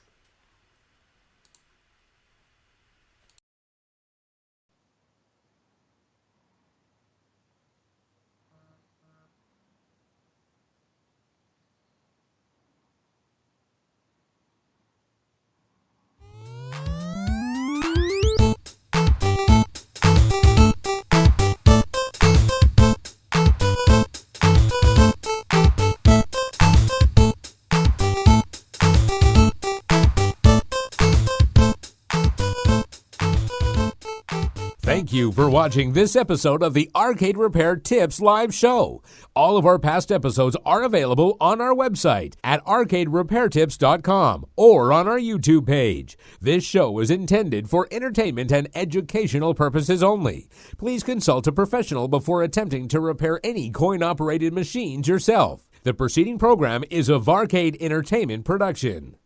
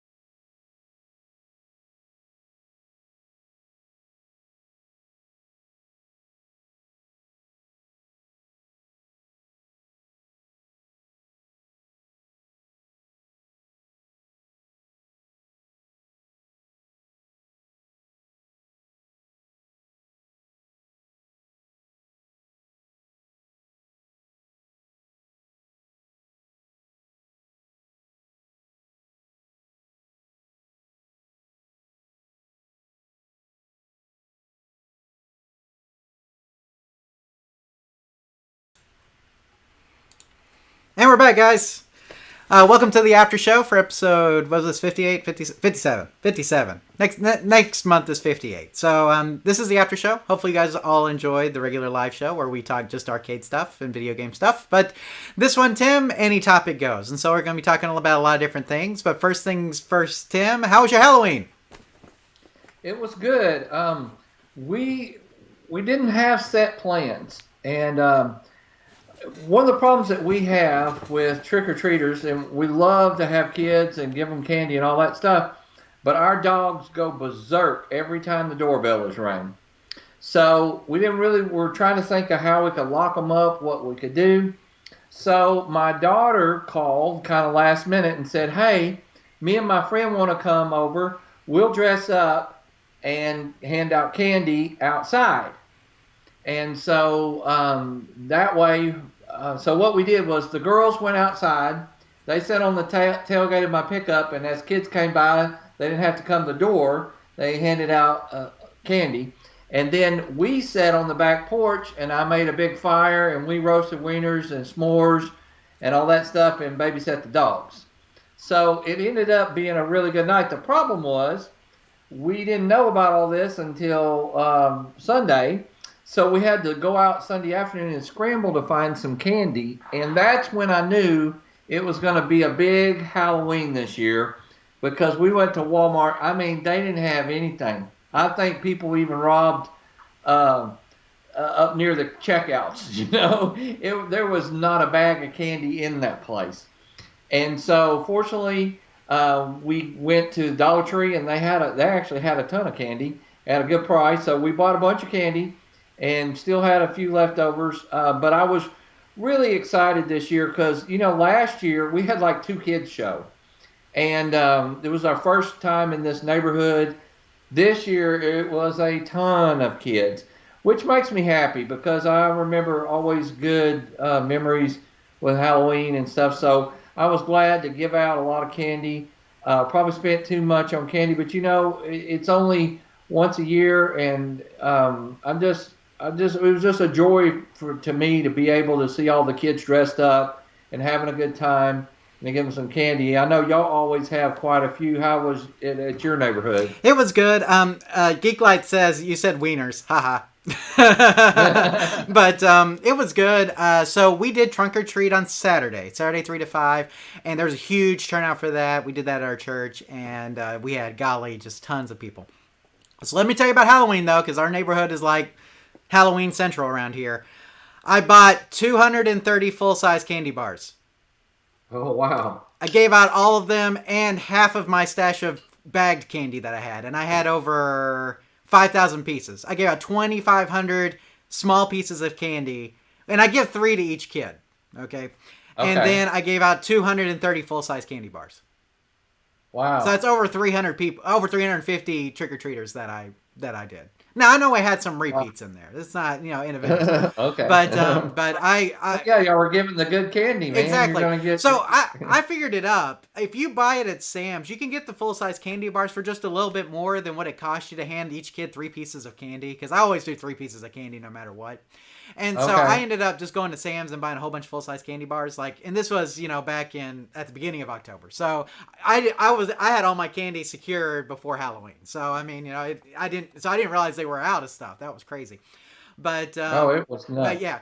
So but we had all the candy, and Tim, there's nothing like seeing the joy in a kid's face when he gets a full-size candy bar. I'm telling you that right now. I love Halloween, and the reason why is because it's the only time of year that people come to your door and ask for something, you know, and just like kids just come to the door randomly and ask for stuff. So it's like, yeah, of course. So I took my kids out early. We went out about 6, and we went about halfway around like our little trick-or-treating area. And I told my wife, y'all can go on. I'm going to go back to the house and hand out candy. So I sat there and handed out candy. We sat on the front porch, handed out candy all night. And there's literally kids like all over the place, Tim. Like, it's so busy you can't drive the street because there's kids walking in the streets. So, you know, our neighborhood's really good for that. And we had a blast. And I just want to thank all of our neighbors, too, because they hand out good candy, too. So, I mean, I'm not the only one handing out good candy here. We had a lot of neighbors that gave out a lot of great stuff to kids. And, Tim, that's what it takes for you to have a good Halloween neighborhood, is that everybody kind of has to play the part. So, but Right. it was great. It was awesome. I had such a good time. I'm so glad. Last year for Halloween, we turned off our light, Tim, and that's the first time I've ever done that before. Just because we didn't know what to do with coronavirus, and so I'm glad to get. Right. I was glad to get back to normal. Glad to get back to a regular Halloween. And Tim, this may have been a regular Halloween plus some. So I think so. but it was awesome. Loved it.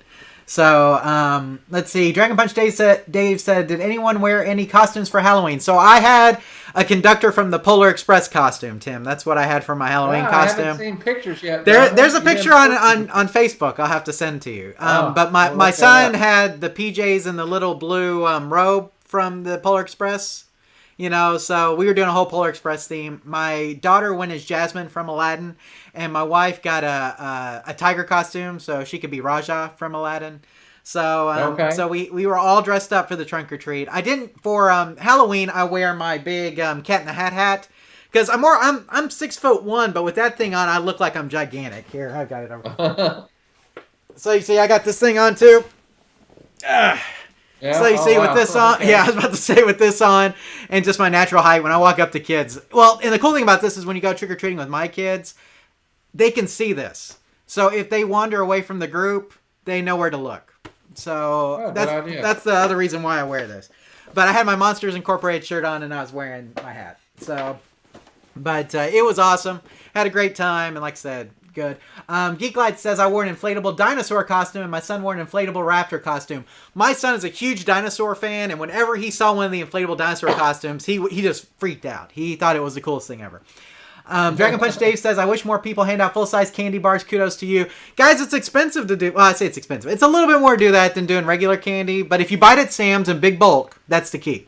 Okay, go to Sam's, buy the big bulk. Okay, because you can get them for about 50 cents a candy bar if you price it right. So it's not terrible, and like I said, you can get them relatively cheap. So, but it's once a year, and it's kids. Let the kids have a good time. We had a lot of teenagers come up, Tim, and I don't care how old you are if you're trick or treating. I'll give anybody a candy bar. People getting to TV shows, Tim. We've been watching Curb Your Enthusiasm, and I know that. I've mentioned that I've watched that before, but me and my wife are literally starting from the beginning and watching it.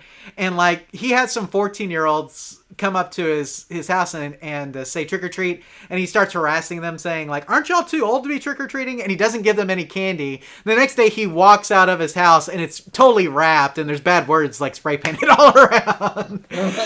So look, don't be that guy. Just give the kid candy, okay? Right. Don't be that guy. I don't care how old you are. If you want some candy, I'm gonna give you some candy as long as I got some candy. So don't be the guy that's questioning kids about how old they are, like Larry David. So. But anyway, RC Outdoor said we had 600 kids. That's double what I had, Tim. Golly, wow. I don't know how you have that much candy. He says, I projected the Cowboys game to a big screen outside so the parents could get a quick view of the game. We had it on. We had the game on, Tim. I was not watching it. I caught the last 20 seconds. So I caught the good part, I guess you could say. But Yeah, what was interesting was the trick-or-treating. We were wondering at first, were they ever going to come? We're like, is this going to be like last year? And right about the time it got dark, so maybe around 6 o'clock, all of a sudden, bam. And it went for a solid hour, and then it died. And so I guess the Cowboys game started about 7:20, so I got to see it. It was pretty much over. It was just quick and done. Maybe we might have had 10 kids after 7. We had trick-or-treaters all the way up till 9, Tim.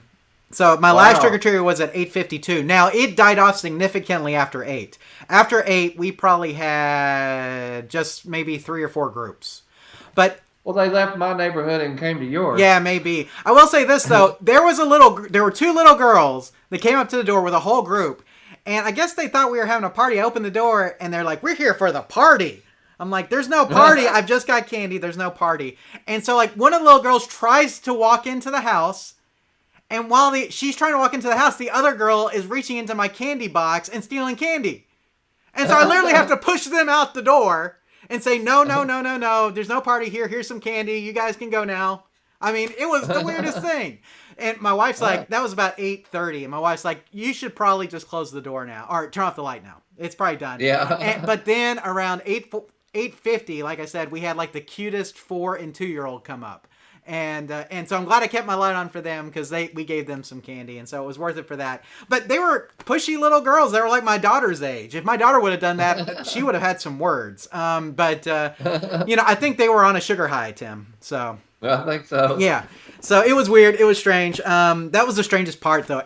Other than that, everybody was awesome. The teenagers that came up, everybody said trick or treat. Everybody said thank you. It was just great. It was good. So we had a good time. So glad we could do it. Thanksgiving plans. What are you doing, Tim? Well, let's see. On the 17th, I believe it's coming up.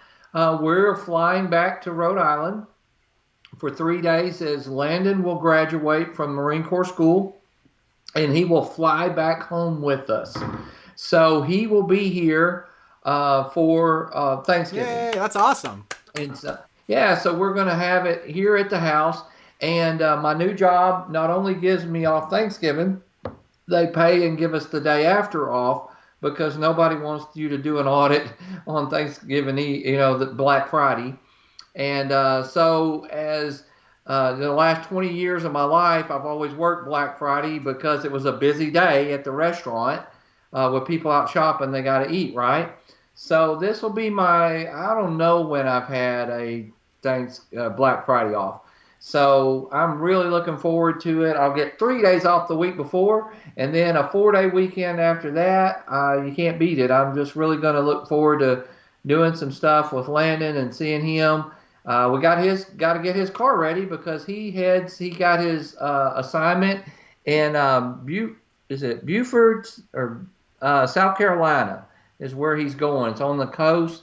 And so, he'll be driving his car from here to there. So we got to kind of do a little tuning and get it ready to go. Sounds good. Well, that's not too far at all. South Carolina's, and there's direct flights there they're not bad at all as far as flying is concerned. So you should be able to go visit him quite a bit once he's stationed. For sure. So sounds good. Well, hey, he's not leaving the States. The little boy that was in my wedding, Jason, he's stationed over in Hawaii. So, which seems like, forever away. But like South Carolina's not bad. And it's nice there too. He'll like it, I bet. Right. So I'm glad he can be home for Thanksgiving too. That's awesome, Tim. Oh, Retro Ralph chimed in. He says, "Hey guys, I can't stay long, but I have a quick question for you. On a G07 monitor, is the flat cap on the hot something I can find as a replacement? I found every component except that. Thanks. I looked everywhere and I can't seem to find it." Yeah, you can find it. It should be. He's talking about the electrolytic. Not the electrolytic, but the polypropylene. I think. Cap. Yeah, there's a poly cap. Yeah.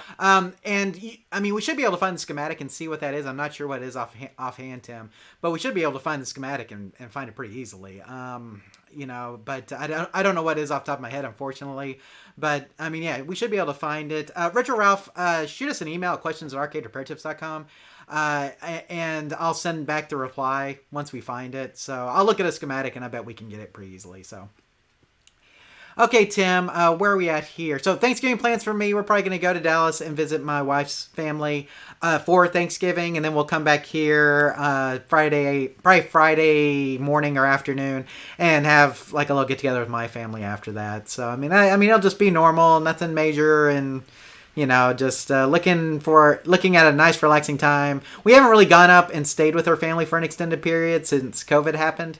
And so we're going to go up and stay a couple of days and we just hang out and do Thanksgiving and everything. So we'll do that and then we'll be back. We'll be back that Friday. Black Friday we'll come back and then hang out with family after that. Tim, I bought a lot of Christmas stuff already. So I don't know how much shopping I'm going to do on Black Friday. Usually Black Friday is like my one day, like I really go crazy. But we've already done so much that I don't know how much I'm going to do. Probably just family stuff, maybe a couple things here and there. So have you got any Christmas shopping done yet? None. You should be buying now because it's going to be hard to find things as you go. So, so if you know what people want, buy it now. That's what I tell you. So, but, do a little bit here and there. That's what we like to do. We spread it out. Makes it better for budgeting, too. So, Tim's investment talk. You got anything to talk about? Well, our stock is still around $6. It's not really moving or doing much. It's kind of staying flat right there. But I did, we talked about, I had one of my biggest investments ever. First, I tried to buy in, and I thought it didn't go through. Later on, come to find out it did go through, so then I sold too early, but thank goodness I didn't sell everything. So I kept 10 stocks. It ran from over $10 to, I was at 10. You can do the math real quick. 10 stocks at $10 and something a stock that ran to $130. Oh yeah. So you don't have those very often, but that was a good day. Other than that, I've tried to buy some. I wanted to buy a Nerd Wallet today, a new IPO that come out, and I could not get my bid in quick enough for the price that I wanted to open, and I don't know what it closed at today, but I was at $18, and I think it ran to 30 something. That doesn't surprise me. I don't know if it's worth that. You know how IPOs are, Tim. People get really excited over them. I wouldn't be surprised if we see it kind of come back down a little bit over the next couple of days or week. But yeah. NerdWallet, I haven't looked at their financials. Are they profitable, Tim? I don't think so. I don't know. I don't know much about them. I didn't really get to dig into them other than just being familiar with the name and the TV commercials. Well, and their website and their financial stuff. I mean, I've used NerdWallet's financial stuff quite a bit, but I don't know how profitable they are. Now, if you're talking about an IPO that's profitable, the one you need to be looking at is Backblaze, which is a backup solution that I personally use. We use that at my job as well. Backblaze IPO is coming up. Tim, I had the option to buy in before trading, but I don't think I qualify for a Fidelity account. So I'm not going to be able to buy in before it goes live on the market. I'm going to try to buy in once it goes live, but I have a feeling that's going to run pretty quick. And the reason why is because it is a profitable company. Now it's going to be selling for higher than what its value is, but I don't know. I haven't decided what I want to pay for it yet. I'm still trying to figure out what my price is going to be. So. Yeah, remind me the day it goes live because I do want to go in on that one too. Yeah, Backblaze. I may even go in pretty hard. Yeah, Backblaze is for those of you guys who don't know, it's been a privately held company for a long time. They make money. They make very smart decisions. They Tim, one of the things I like that they do is they release a report every quarter of all of the hard drives that they have and which ones failed. So that way you know like which companies, hard drives are the best basically. And because that's what they specialize in is hard drives and backup, they have all of these data centers running and they know which drives fail the most. So if you've never looked at the Backblaze drive report, you should, because it's a great tool for knowing which hard drives are the best at the current time. But their backup solutions are great. If you haven't used their personal backup, it's very affordable. Or if you haven't used B2, which is their business, it is very affordable as well. Basically, they give you a bucketing system that you can use to store data in. We use that at my job. It works great. So Backblaze has a great product. They're a profitable company, and their IPO is coming up, and so you should keep an eye on that one for sure. Any other financial advice, Tim, before we move on? No. Okay. Well, I think we're good on that. I did cut up my losses on several things today, just so I could have a little bit of extra money for the Backblaze IPO. And so I had a lot of things that I was losing money on, and I was just like, this stuff's never coming up. And so I just cut my losses today on a whole bunch of stuff. Plus, we're getting close to the end of the year, Tim, which is a really good time to cut your losses. So, so that way when you do your taxes, it's like, hey, I lost money, you see it.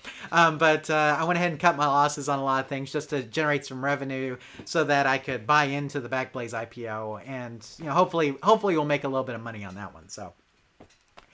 Transitioning, Tim, to sports talk. So, World Series, did you watch any of it? Congratulations to the Atlanta Braves, by the way. Very little. Maybe a few innings combined. It was great. Should have watched the whole thing. I watched all the games, at least part of every game, and really enjoyed it. Sorry, Houston people, I was pulling for Atlanta. Ron Washington, Tim, is the third base coach for Atlanta, and that man has deserved a World Series ring since 2010. So I'm glad that he finally got one, and there are just a lot of great guys. Tim, AJ Minter, I don't know if you're familiar with him. He's a relief pitcher for Atlanta. He graduated from the same private school that my daughter goes to. And after the World Series, they had a commercial with him pitching the private school. So, like him saying how good it was and how he graduated from there and everything like that. So AJ Mentor went to the same private school, graduated from the same private school that my daughter goes to, and so we were pulling for them for that reason. They had an Atlanta Braves Day at her school, not a Houston Astros Day, an Atlanta Braves Day. So, but if you watched it, it was great. Congratulations to the Atlanta Braves; they did really good.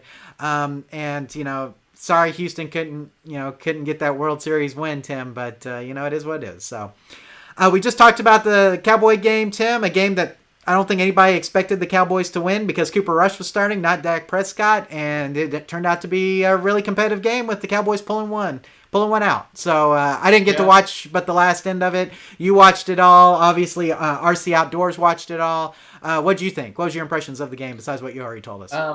Well, it's obvious that we're a better team, and that's where you find out how good a team you are at times. And if you defensively wise, we played excellent.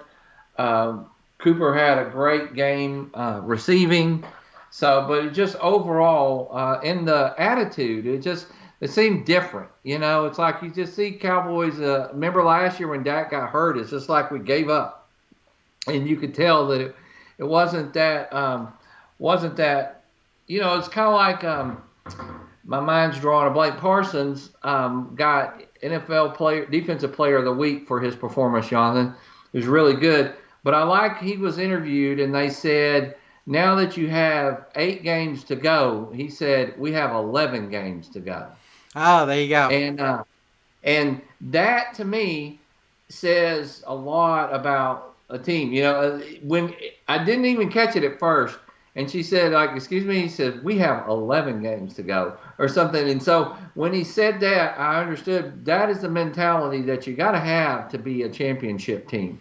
You can't be thinking, you can't overlook the next game, but at the same time, you got to be thinking, we're not here just to win a playoff game.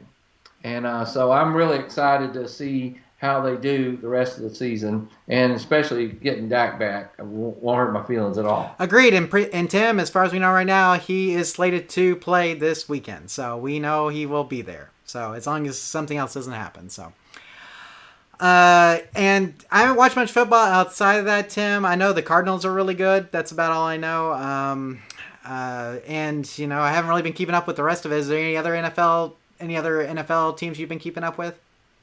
There's actually several teams that are doing really good. The Rams look good. It's going to be a tough road to get to the Super Bowl, and the NFC definitely has, in my opinion, the best teams.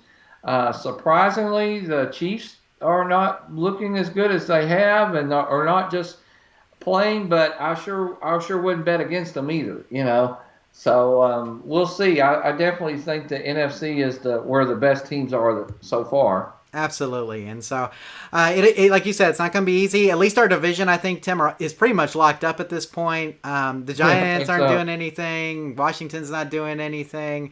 It's just it's such a weak division right now that I think we could pretty much play Cooper Rush the rest of the season and probably still get into the playoffs. So, but we'll see what happens. We'll keep an eye on it. And hopefully you're keeping an eye on your NFL teams as well.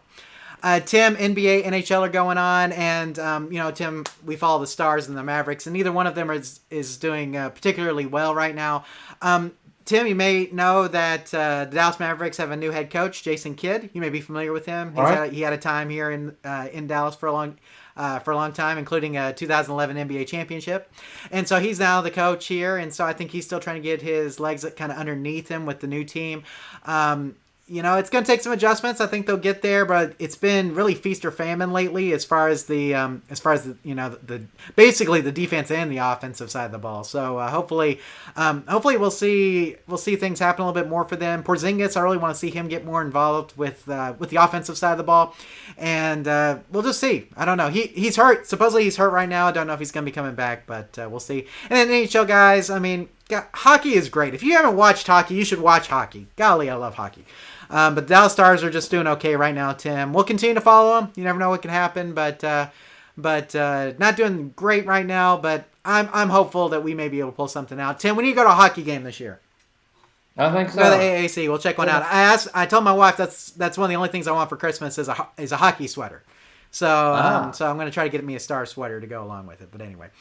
Anything else for sports, Tim? Anything else you want to mention? Well, just to reiterate, the Cowboys are 6-1, the Cardinals are 7-1, the Rams are 7-1, the Packers are 7-1, the Buccaneers are 6-2, and the Saints are 5-2. All NFC teams. Yep. So that is going to be, I think, interesting second half of the season. Absolutely. So I'm looking forward to it, Tim. Going to be watching some football quite a bit, so as we always do.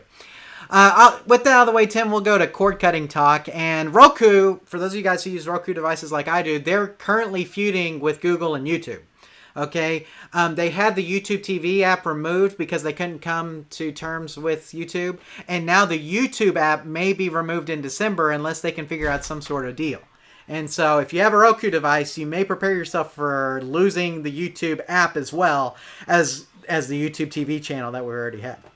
So in that case, you may look at an Amazon Fire TV or an Android TV or some other device to get your YouTube fix on. But Tim, it's kind of sad when you can't. It's kind of the same thing we see with cable systems coming to terms with channels. It's the same kind of thing. Right. And so if you have a Roku device, it may not be long before you don't have access to YouTube anymore. And we're also hearing that Prime Video, we may lose access to Prime Video on Roku devices as well coming up at the beginning of next year. And so, guys, this stuff just happens. So it's just something to keep in mind. And you may want to have another device around just in case you use any of those services. So... Okay, Tim, let's talk about what you've been watching. So tell me what you've been watching, and let's talk about it. Well, I haven't had a lot of time because work. I have been doing a lot of studying for work, a lot of training and stuff.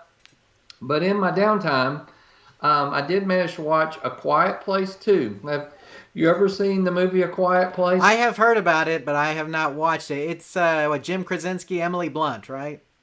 Yes. He plays a very minor role in this part 2.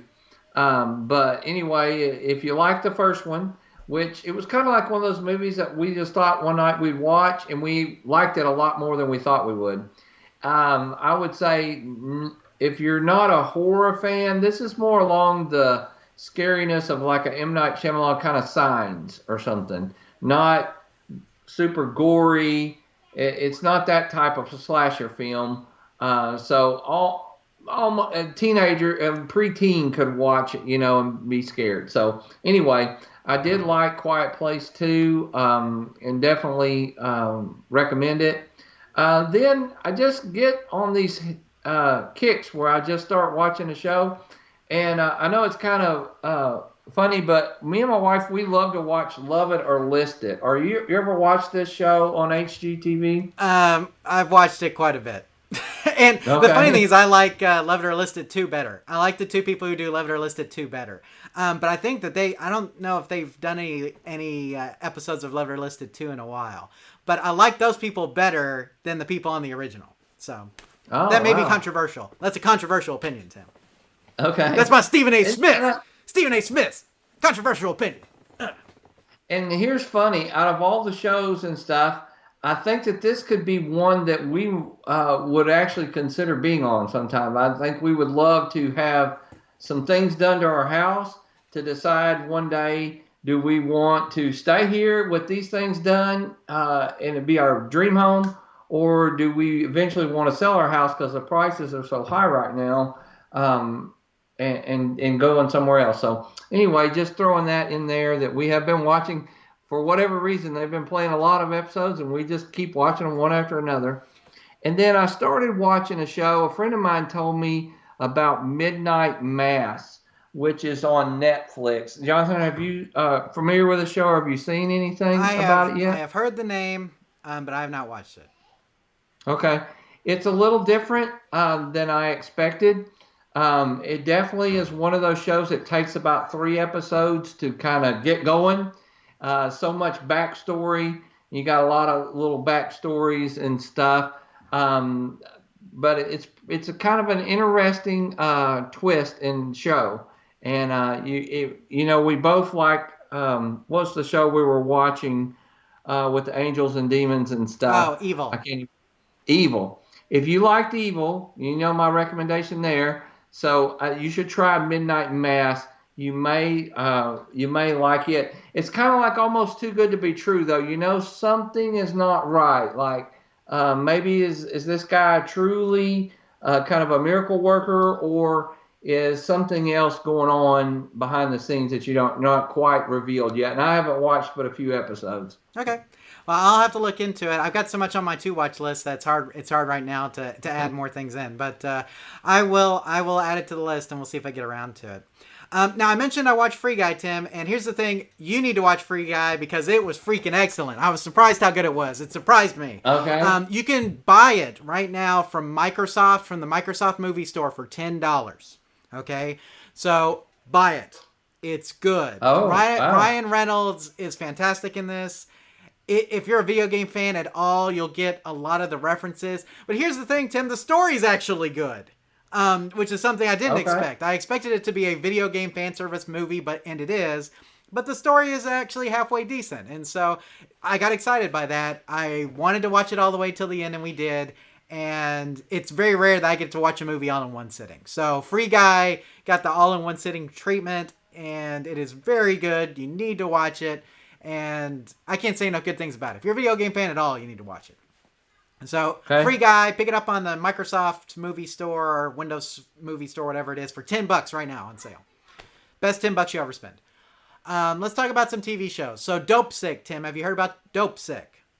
No. So, it is a dramatization about Oxycontin. So is what it is. Okay. So basically it tells the story about how Oxycontin came to be this big drug and the behind the scenes, stuff at the pharmaceutical company, and then how they got people in mainly Appalachian states on it. It's got Michael Keaton in it, Tim. And he plays a doctor and he does very good. But I'm really enjoying Dope Sick. Now it's disturbing. Okay, because it's about basically how this drug company just broke all the rules. And there's a documentary on HBO Max, Tim, about this too. But this is a dramatization, of that. And golly, it does pull in some stuff that I did not realize even after watching several documentaries about it. So watch Dope Sick on Hulu. It's very good. Very good. Then, Tim, a new season of Doom Patrol, new season of Young Justice, and a new season of Curb Your Enthusiasm are all out. So, Tim, I mentioned probably this same time last year that I had been watching Curb Your Enthusiasm. I started watching season 10. And Louie, who was alive at the time, said, you should really watch it from the beginning because the entire thing is funny. So me and my wife have started to watch Curb Your Enthusiasm from the beginning. And gosh darn it, Louie was right. It is hilarious. So you should be, if you just want something that's silly and funny and 30 minutes of just awkward comedy, it is great. And Larry David is just, he's so awkward and he's such he's just like a schmuck. I mean, and it's great to watch him and everything. And the way he responds about things is just awesome. So it is hilarious. It's got a lot of famous people in every episode that you'll recognize, but we're watching it from the beginning. The first season of Curb Your Enthusiasm was in 2000, Tim. Wow. Okay. And the last season just came out. I've never seen it. You should watch it. It's funny. So it's on HBO Max. Watch Curb Your Enthusiasm. It's good. I'm watching Stargirl on the CW. The finale was the other night. I've seen all the way up to the finale. It's decent. I watched Heels on Starz. Okay. Starz ran a promo where I could get 3 months for $3. And so I signed up and because I wanted to watch this show Heels that's about basically a small-time wrestling organization in Georgia. And it's very good. And it just got renewed for season 2. So congratulations to them. I watched all the episodes. I really enjoyed that. Even if you're not a pro wrestling fan, you'll like it because it's really not about the pro wrestling as much as it is family dynamics, I would say. So it's really good to watch if you're into that. I've been watching Dark Side of the Ring on Vice, which is kind of pro wrestling based. But Tim, the one pick that you should probably watch, and I've told a lot of people I have a big love of the show Leverage, which used to be on TNT. And they released brand new episodes on IMDb for free. And it's called Leverage Redemption. It has Noah Wiley in it. And the last 2 episodes of it are fantastic. But the entire season is good. And if you're a Leverage fan at all, you should watch it. But the last 2 episodes that they just released of the second part of this first season of Redemption is really good. So it's Leverage Redemption on IMDb. Go to your Prime Video app or your IMDb app and watch that. So okay, I wrote it down. There you go. Leverage Redemption. Watch it from the beginning. If you're a Leverage fan, you should watch it. But even if you're not, they kind of recap some things, so you're fine there. Okay, Tim, I'm done. You got anything else you want to talk about? Anything else you wanna promote or tell people about? Or No, it's been a long day. I've been. I will promote one thing, Jonathan. Have you heard, if anybody's doing a lot of driving like me, I do like the Upside app. Have you heard about Upside? It sounds familiar. I don't know. Pays you cash back for buying gas Yes. at certain stations. I'm now driving about 800 miles a week, so I'm filling up 2 and 3 times. And it has been paying me back as promised. It throws it into a PayPal account for you. I've had a couple friends sign up, and I get a penny every time for every gallon that they spend.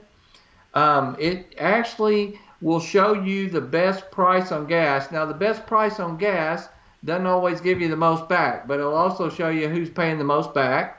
So I've gotten gas at a couple places that I normally don't shop, and it has really paid off for me. So if anybody's interested, they can email us, and I can send them my referral link. I just for instance, a week's time, I made about $8.